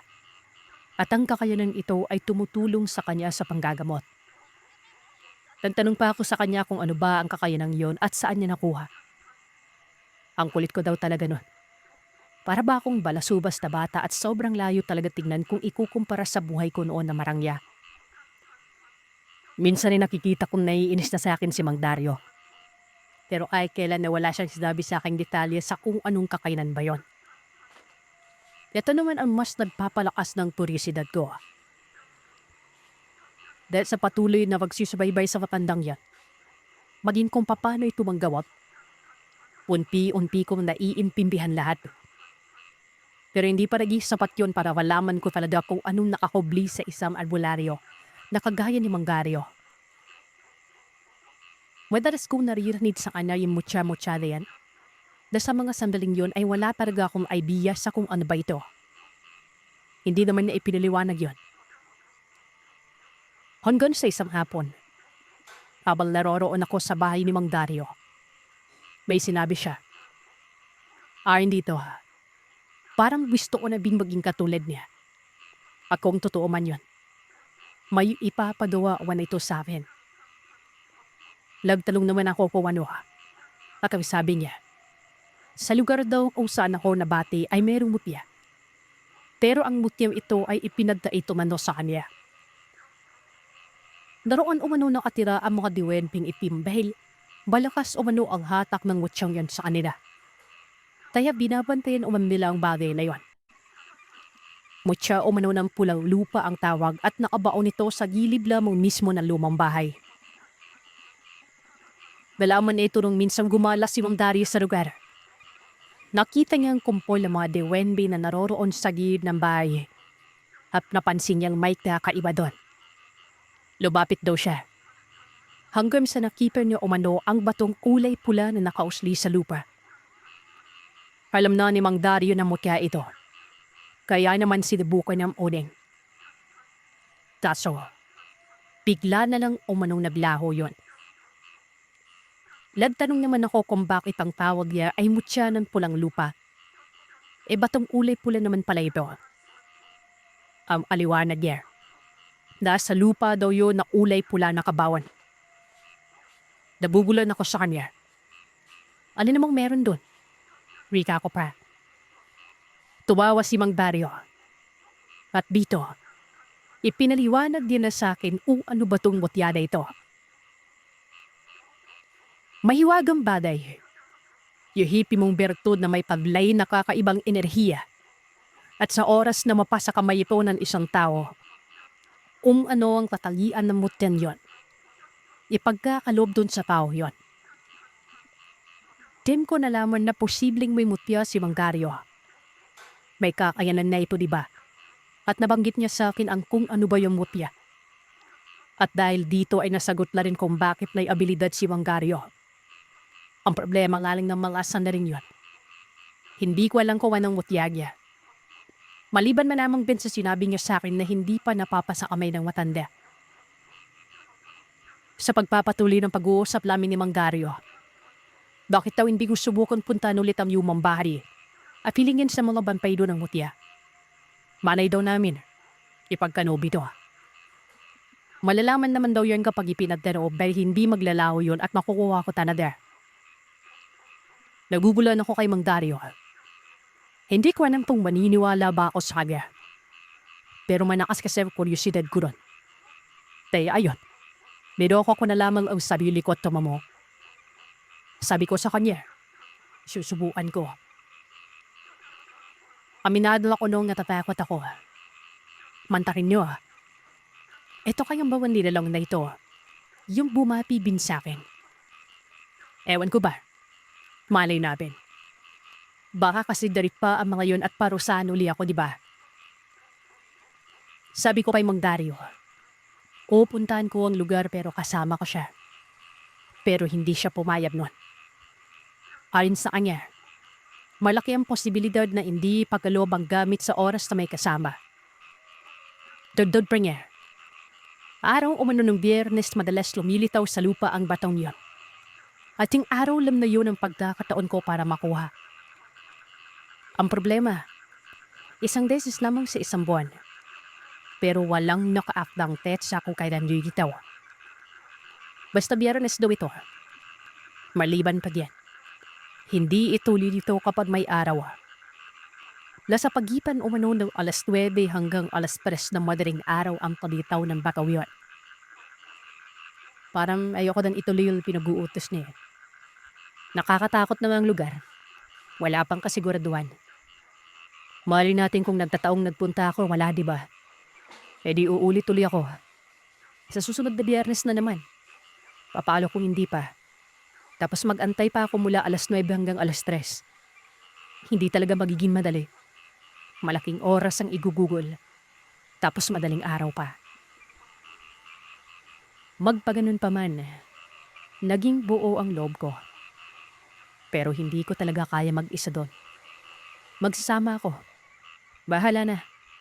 Kahit antayin lang ako, ilang distansya mula sa bahay.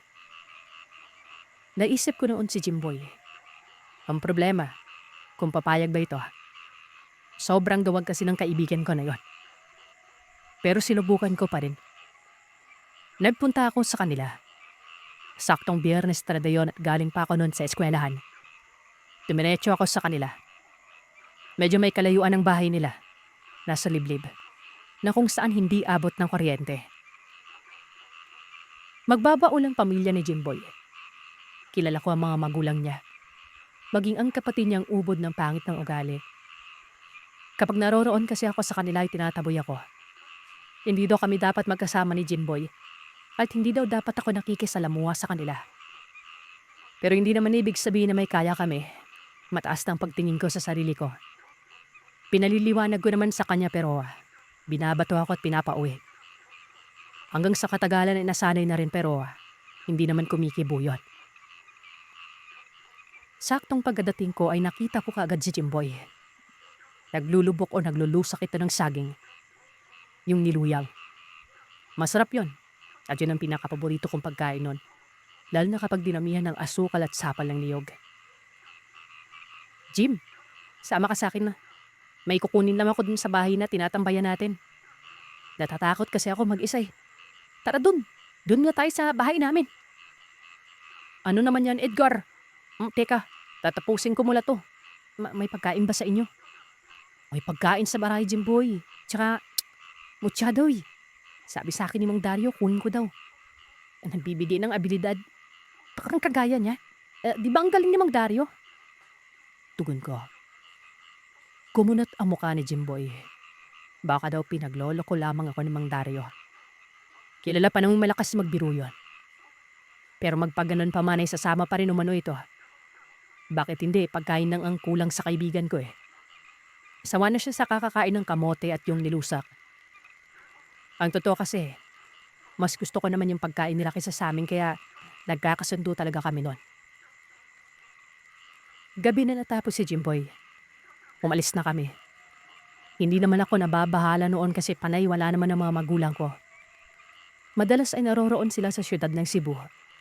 At ang naiiwan lamang sa bahay ay ang katiwala naming si Mang Sandro at ang asawa nitong si Aling Nising. Nagpalipas muna kami ng ilang oras sa bahay. Mula alas 7 hanggang alas 9.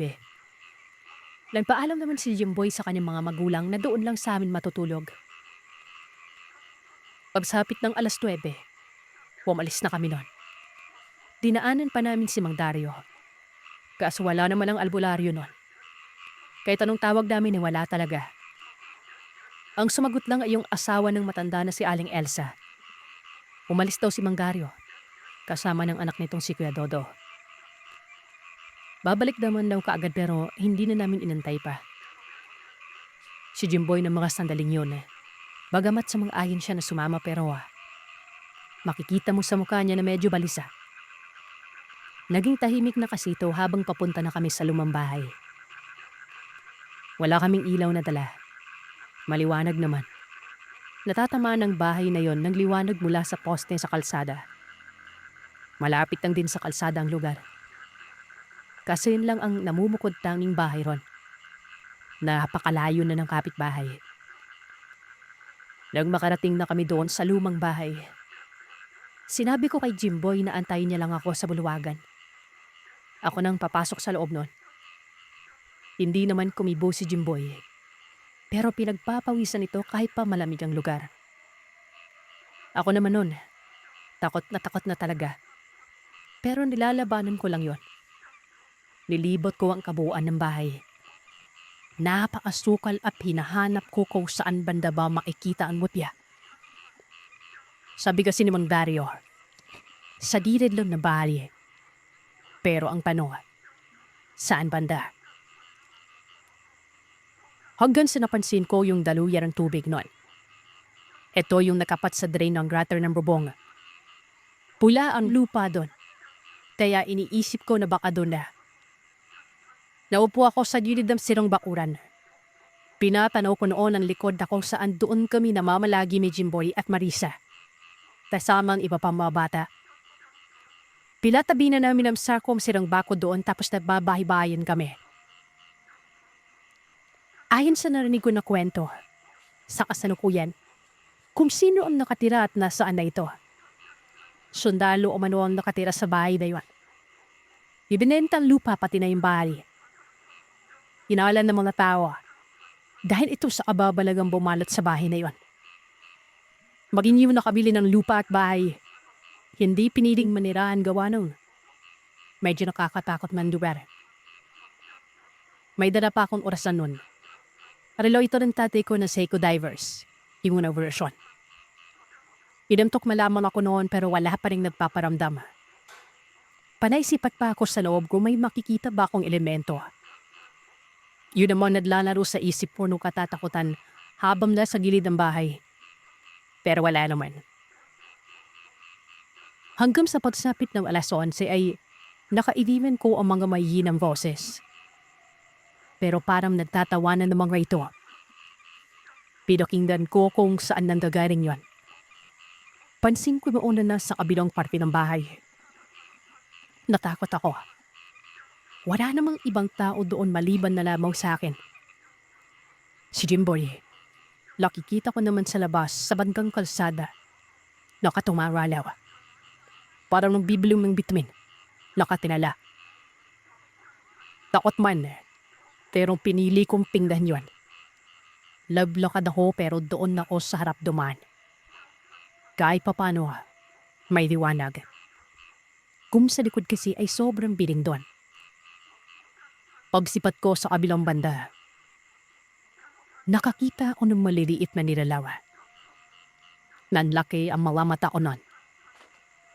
Sa pagkakatansya ko, lasa isang dangkal lamang ang laki at kung hindi ako nagkakamali, yun daw yung mga diwenbe.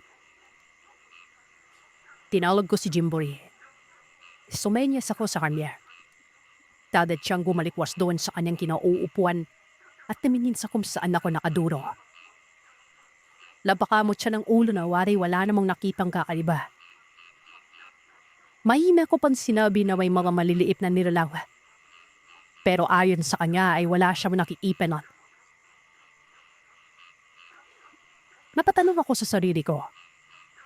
Bakit hindi niya nakikita eh? Malinaw na malinaw ko namang nasisila yun ng mga yon. Sabi ko na lang sa kanya. Pumasok siya ng bakuran at doon ako sa loob antayin. Plano ko kasing lapitan yun. Pumasok si Jimboy pero bala sa mukha. Halatang yamot na ito sa kakaanpay sa akin. Ikaw ba naman ang mag-anpay ba ng mula alas 9 hanggang alas 11? Nakikita ko pa rin ang mga nilalaw. Ang ipinagtataka ko noon ay bakit iba't iba ang mga kulay. Yung sinabi kasi sa akin ni Mang Dario, kulay itim. Papanong may kulay pula doon at may parang bilaw pa pero karamihan ay abuhin. Naglalaro lamang ang mga ito. Ako naman doon, nagdadalawang isip na lapitan pero wala na. Maroon na kami. Sayang naman ang pagkakataon. Bumuntum hininga pa ako. Hilabad ko ang tsineras ko. Siluksok sa kamay ko hanggang siko. Ito yung porman pagkatapos magulat. Takbuhan ka agad. Si Jinboy naman noon ay wala namang suot na tsinelas pero hilabad ang damit sabay pali sa kanyang bewang. Habulan talaga pagkatapos dun. Yan ay kung may mangyayaring hindi maganda. Dahan-dahan akong lumapit. Pero habang nangyayari yon, sinipat ko na kung saan ako dadaan kapag takbuhan na. Maliban sa pagtatakang bakit iba't iba ang kulay, hindi din ako pinapansin ng mga ito. Patuloy lamang sila sa pagtutulaan. Tapos sabi kika ng tawa. Nang 1 metro lamang ang layo ko, huminto ang mga ito at tumingin sa akin. Nanlamid ako bitila nun. Pero nakikita ko sa mga mukha nila na hindi naman sila galit. Sa pagkakatansya ko, nasa 15 silang lahat. Nasa likod pa lang iba. Kitang-kita ko ang mga mata nito angat sa kaputian. Ilang sablip lang. Nagpulasan ang mga maliliit na nilalawa. Tapos nakita ko na doon nagpunta sa kabila. Sa kung saan doon ako nabantay kanina at tinain ng mga lamok. Nawala ng konti ang takot ko. Siyempre takot sila sa akin. Alam ko yun. Di man ako sa likod dumaan. Pinawag ko pa si Jimboy na lumipat sa kabila. Dahil doon ako pupunta. Dagdag ko pa. Gusto kong masilayang ilang ako lagi. Baka kasi duotin ako ng mga nilalawa. Maya-maya pa. Laita ko yung mga maliliit na nilalang na ito. Lakapabilog. Sa mait po ng lupa yun. May nakausli doon na maliit na bato. Lapingin ko ay sinlakindang ng mga tansan. Bilog yun at kulay pula. Makimis. Kung hindi ako nagkakamali, ito na yung mutya ng pulang lupa. Ang problema nga lang sa mga sandaling yun. Anong gagawin ko? Kukunin ko ba? Yan ang tanong sa isip ko ron. Mawalang galang na po sa inyo. Pasensya po panonoon ng madistorbo mo ko kayo dito ha. Pwede ko po bang mahawakan yung bagay na yan? Tanong ko. Hindi ko alam kung bakit ako napabitaw ng ganong kataga. Kumbaga, iluutakan ko noon ang mga nilalaw. Bigla na lamang pumasok sa isip ko ang apelyohan. Kapag pinahawakan sa akin noon, siyempre kukunin ko. Tapos tatakbuhan na. Nakapingin lang sila sa akin noon. Maamo pa rin ang mga mukha nila. Tapos may nag-uusap doon pero hindi ko naman maintindihan ang mga sinasabi. Nagbubuluan pa ang iba na wari parang taong nag-teacher's mission. Sadlit akong napatigil sa pagila. Marahan na kong umupo. Umatras naman ang mga nilalawa. Umusog lang ng konti na pila ba dinibigyan ako ng lugar. Dahan-dahan kong inabot ang bato. Nahawakan ko ito. Malamig sa pakiramdam yun. Para bang may umaakit na lamig mula sa daliri ko hanggang kilikili. Sinubukan kong kalikutin ito. Hanggang sa tuluyan ng lumitaw ang kabuuan. Ginawa ko yun. Pero ang mga mata ko, nakatuon sa maliliit at napakapangit na nilalawa. Nakatipid po rin sa akin ng mga yon. May ngumipi pa. Wari ba rin nasisiyan ng mga ito? Ipapaliwanag ko sa inyo kung paano tumitig. Parang mga manok. Binabali-bali ang leeg at sobrang likot na mga mata. Iniisip ko na noon kung tatakbo ba ako o hindi pero wala naman silang ginagawa sa akin nung tumayo ako. Naintindihan ko na. Kung hindi ako nagkakamali, ipinagkaloob sa akin yun. Dahil kung hindi pa, matutulad ako kay Mang Dario na maglalaho na lamang bitirang mutya. Teo, napakapangit isipin kung ganun lang kadali, di ba? Pwede po bang akin to? Ang ganda kasi, parang holen. Mababait naman pala kayo. Ano pa bang mga pangalan nyo? Wika ko kasama ng ulog-ulog.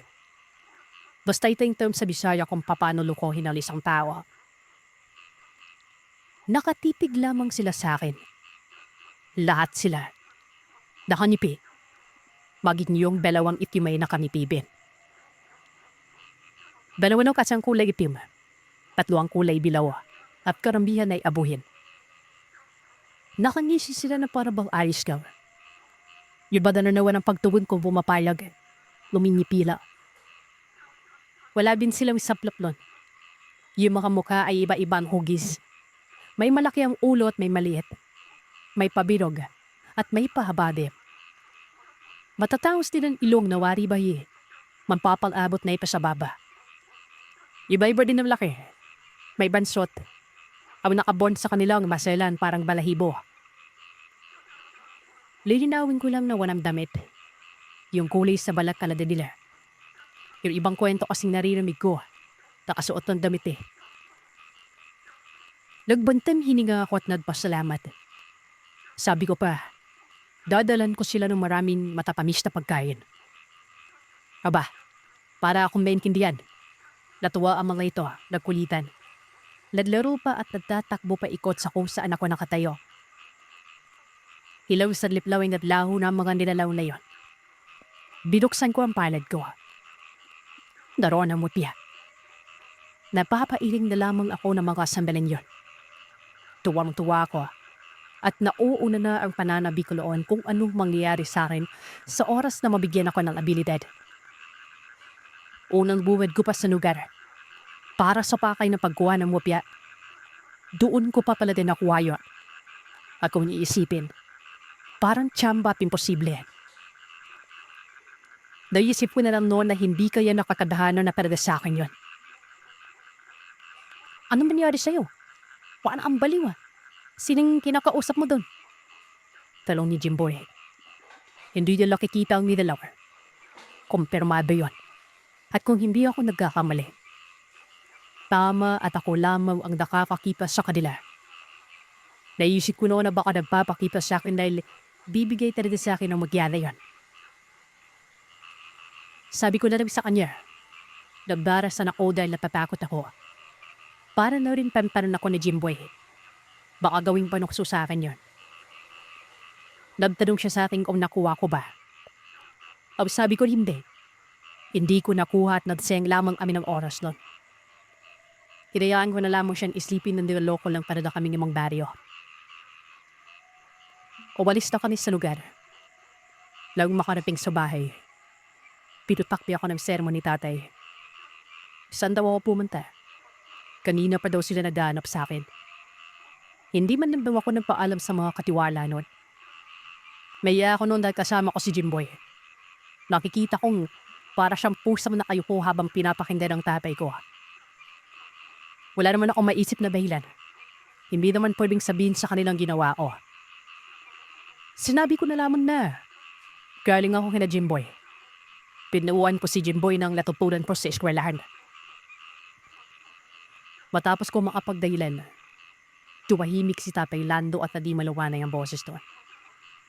Hinapuha pang ulo ko at sinabing bakit hindi ako kadagdag salita. Siyempre ang pangit naman kung sasagupin ko siya sa gitna ng pagkulo ng kanyang ulo, di ba? Pinatapos po muna kita, tay. Mano po, pasensya na po, tay. Lawa po kasi ng kay Jimboy. Ihinapin niya na po ako eh. Pwede po bang dito na lang matulog si Jimboy? Walang problema. Sa susunod magpaalam ka ha. Laun sa danon mahapid at sundo kita. May sasakyan naman dyan. Kumain na ba kayo? Biden, gisingin mo nga si Aling Mising. Sabihan mo lang ipagluto ng noodles sa mga bata. Sabi naman ng Nanay Belen, siya na lamang umanang magluluto nun. Nakakayaw man o dahil nagkapulog na sila Aling Mising at Mang Sandro. Maghugas na kayo ng katawan na. Anak, bigyan mo lang damit ka kaibigan mo. Sabi pa ni Nanay Belen nun. Hindi na ako nagsalita pa. Gininbatan ko rin si Jimboy at pilapat ko ang daliri ko sa bibig. Ibig sabihin ay huwag ipagsabi ang nangyari. Tumanulan si Jimboy. Para bang nabunutan ako ng tingik sa leg nun. Aminado akong sobrang bait ng Tatay Lando. Pero kapag nagalip yon, sa dabip, nakakapanakit parada. Inaawat naman siya ng nanay. Pero naiintindihan ko naman dahil ganun talaga magdisiplina mga magulang gan. Kahit nasaan pas na morang yung buhay, loan na nukal ang nakasanalian ko, partikular sa pagbidisiplina sa akin. Doon may nakitirid si Jimboy. Unang beses para mangyari yun.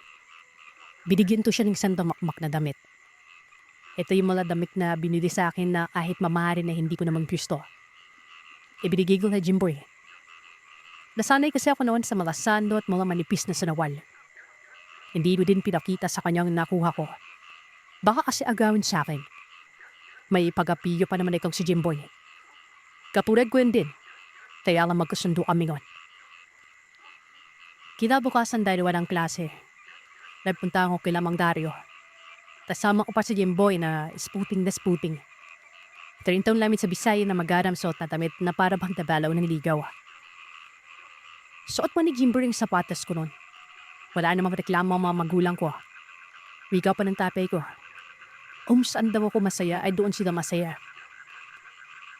Nang makarating kami, sa buduwabi ng bahay ng albularyo, nakabungad kagad si Mang Daria sa bukano ng pinto at nakasimawat ang mukha no. Binati ko ito ng magandang umaga, pero hindi ito nagsalita kagad. Nakapipig lamang sa akin na waribay kimikilapis ako maigi. Mula pa kasi hanggang ulo ang pagkakapipig niya. Ang kaya naman napatanong na ako noon kung anong meron at bakit ang sama niya makapingin. May kakaiba sa'yo. Napuntahan mo ba? Nakuha mo? Tanong ni Mang Dario. Si Jimbo rin noon ay napakunata mo ka. Lagtanong ipo sa akin kung ano bang sinasabi ng matanda niyon. Wala. Antayin mo ko dito, Jimbo ya. Mamaya balik pa sa bahay. Magdala ka na bidang pagkain pag uwi mo. Tapos yung mga damit pang ibibigay ko sa'yo, baka makalimutan mong garin. Tumangulan si Jimboy. Pero mababakas pa rin sa mukha nito ang matinding pagtataka.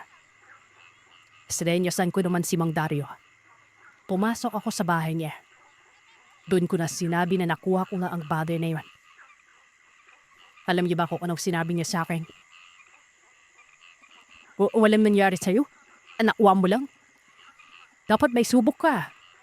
Dapat malabig ka muna sa palanib. Wala bang masama sa katawan mo? Hindi ka ba sinakpan ng mga duwende? Di iba dyan, may tikbanan bindada. Hindi kadad ako nakapagsalita nun. Hindi pa naproseso sa isip ko mga sinabi niya. Ang dami. Parang gusto pa ata may mangyari talaga sa akin no. Ang sabi ko ay wala naman. Didampot ko lang at kinayahan ako ng mga nilalang na ito. Tapos yun, umuwi na kami. Ganun lang kasimple. Matapos marinig ni Dario ang sinabi ko, lapayiling ang matanda. Napaka-imposible daw. Kadalasan sa nakakakuha ng mutya ay may subok na. Ang iba nga daw, halos ikamatay ang subok. Iginaik ko namang wala talagang nangyari. Ipinakita ko sa kanyang nakuha ko. Pinipigan niya itong maigi. Tapos nagmungkay na pwede ba daw niyang mahawakan. Pumarin naman ako. Ayon kay Mang Dario, sobrang yakas daw ng mupya. Basta diwende umano ang bantay. Malakas yon. Maliit man na nilalang ang mga yon, pero isa ito sa pinakamanakas na engkanto. Sinabi ko sa kanila hindi lahat ay kulay itim. Iba-iba. Napatango naman si Mang Dario. Hindi daw nalilukob na kasamaan ng mupya kung ganon. Akala niya puro itim lang lahat. Siguro'y nagkamali lamang siya ng tingin noon dahil nga madilim. Napapaisip ako noon o nagkamali ba kanila siya dahil malinaw naman sa mga mata ko nung makita ko ang mga nilalaw na yon. Dadago sa kanya. Bakit sa akin lang nagpakita? Bakit hindi nakita ng kaibigan ko noon? Ang sabi ni Mang Dario, ang mga tao umano nagustuhan ng mga ganong nilalaw. Magpapakita sila dito ng detalyado. Tingin ko na pagtanto na hindi nagustuhan pala si Mang Dario. Kaya napagkamanan niyan itim lahat. Ang sunod kong tinanong ay kung ano bang ibibigay sa akin ng mupya. Hindi ko pa masabi sa ngayon yan. Tingnan natin makalipas lang ng ilang araw. Mapapansin mo yung pagbabago sa sarili mo. Sabihin mo sa akin ng lahat para may batayan tayo. May tawanda na at ingatan mo to. Huwag na huwag mong ipapahawak sa iba. Malakas yan. Lalo kapag natutukan mo ka naman. Mas lalakas pa yan. Doon nagtapos ang pag-uusap namin. Umuwi na kami noon pero panay naman ako pairamdam sa sarili ko. Wala namang kakaiba. Si Jimboy ay parang nabar sa balutan. Ang daming dala habang pauwi at tuwang-tuwa ito. Ilang araw nakalipas. Doon ko na napansin na may kakaiba sa akin. Lagi na lamang akong nakakakita ng mga kung anong nilalaw. Nahagip lamang ito ng paningin ko. Tapos bigla na naglalaho. Napakot na ako nun. Tapos parati akong pinagpapawisan. Malakas din ang pagkabog ng dibdib ko. Pero ang pinaka nakatatak sa akin ay yung kilos kong bahagyang bumilis at hindi kaagad ako napapagod. Hindi naman ganun kalala ang pagbabago ko. Konti lang, pero hindi pa rin pangkaraniwan para sa akin. Sinamang Sandro nga alimising. Nakikita kong pilang naninibago. Yan pa lang. Isang indikasyon yon na may nangyari na ba? Nagtanong pa si Mang Sandro kung bakit naulabyo akong pinagpapawisan. Sobrang likot ko daw. Nawawala na lamang bigla nun. Mga kadiliw, hindi pa nagtatapos ang kwento ko dito. Panimula pa lamang ito. May kasunod pa ito. Isusunat ko na lamang kapag nagkaroon ako ng oras. May pinagkakaabalan kasi ako negosyo at baka kainin ang oras ko. Pero pala ako, susulat ka agad ako. Basta, marami ding nangyari sa akin. Hindi ko pa nababanggit people yung kamuntikan na akong mamatay. Muli, ako po si Edgar. At iyan ang kwento ng aswang para sa araw na ito. Salamat sa inyong pakikinig. Huwag kalimutang mag-iwan ng komento at sabihin sa akin kung ano ang inyong naisip.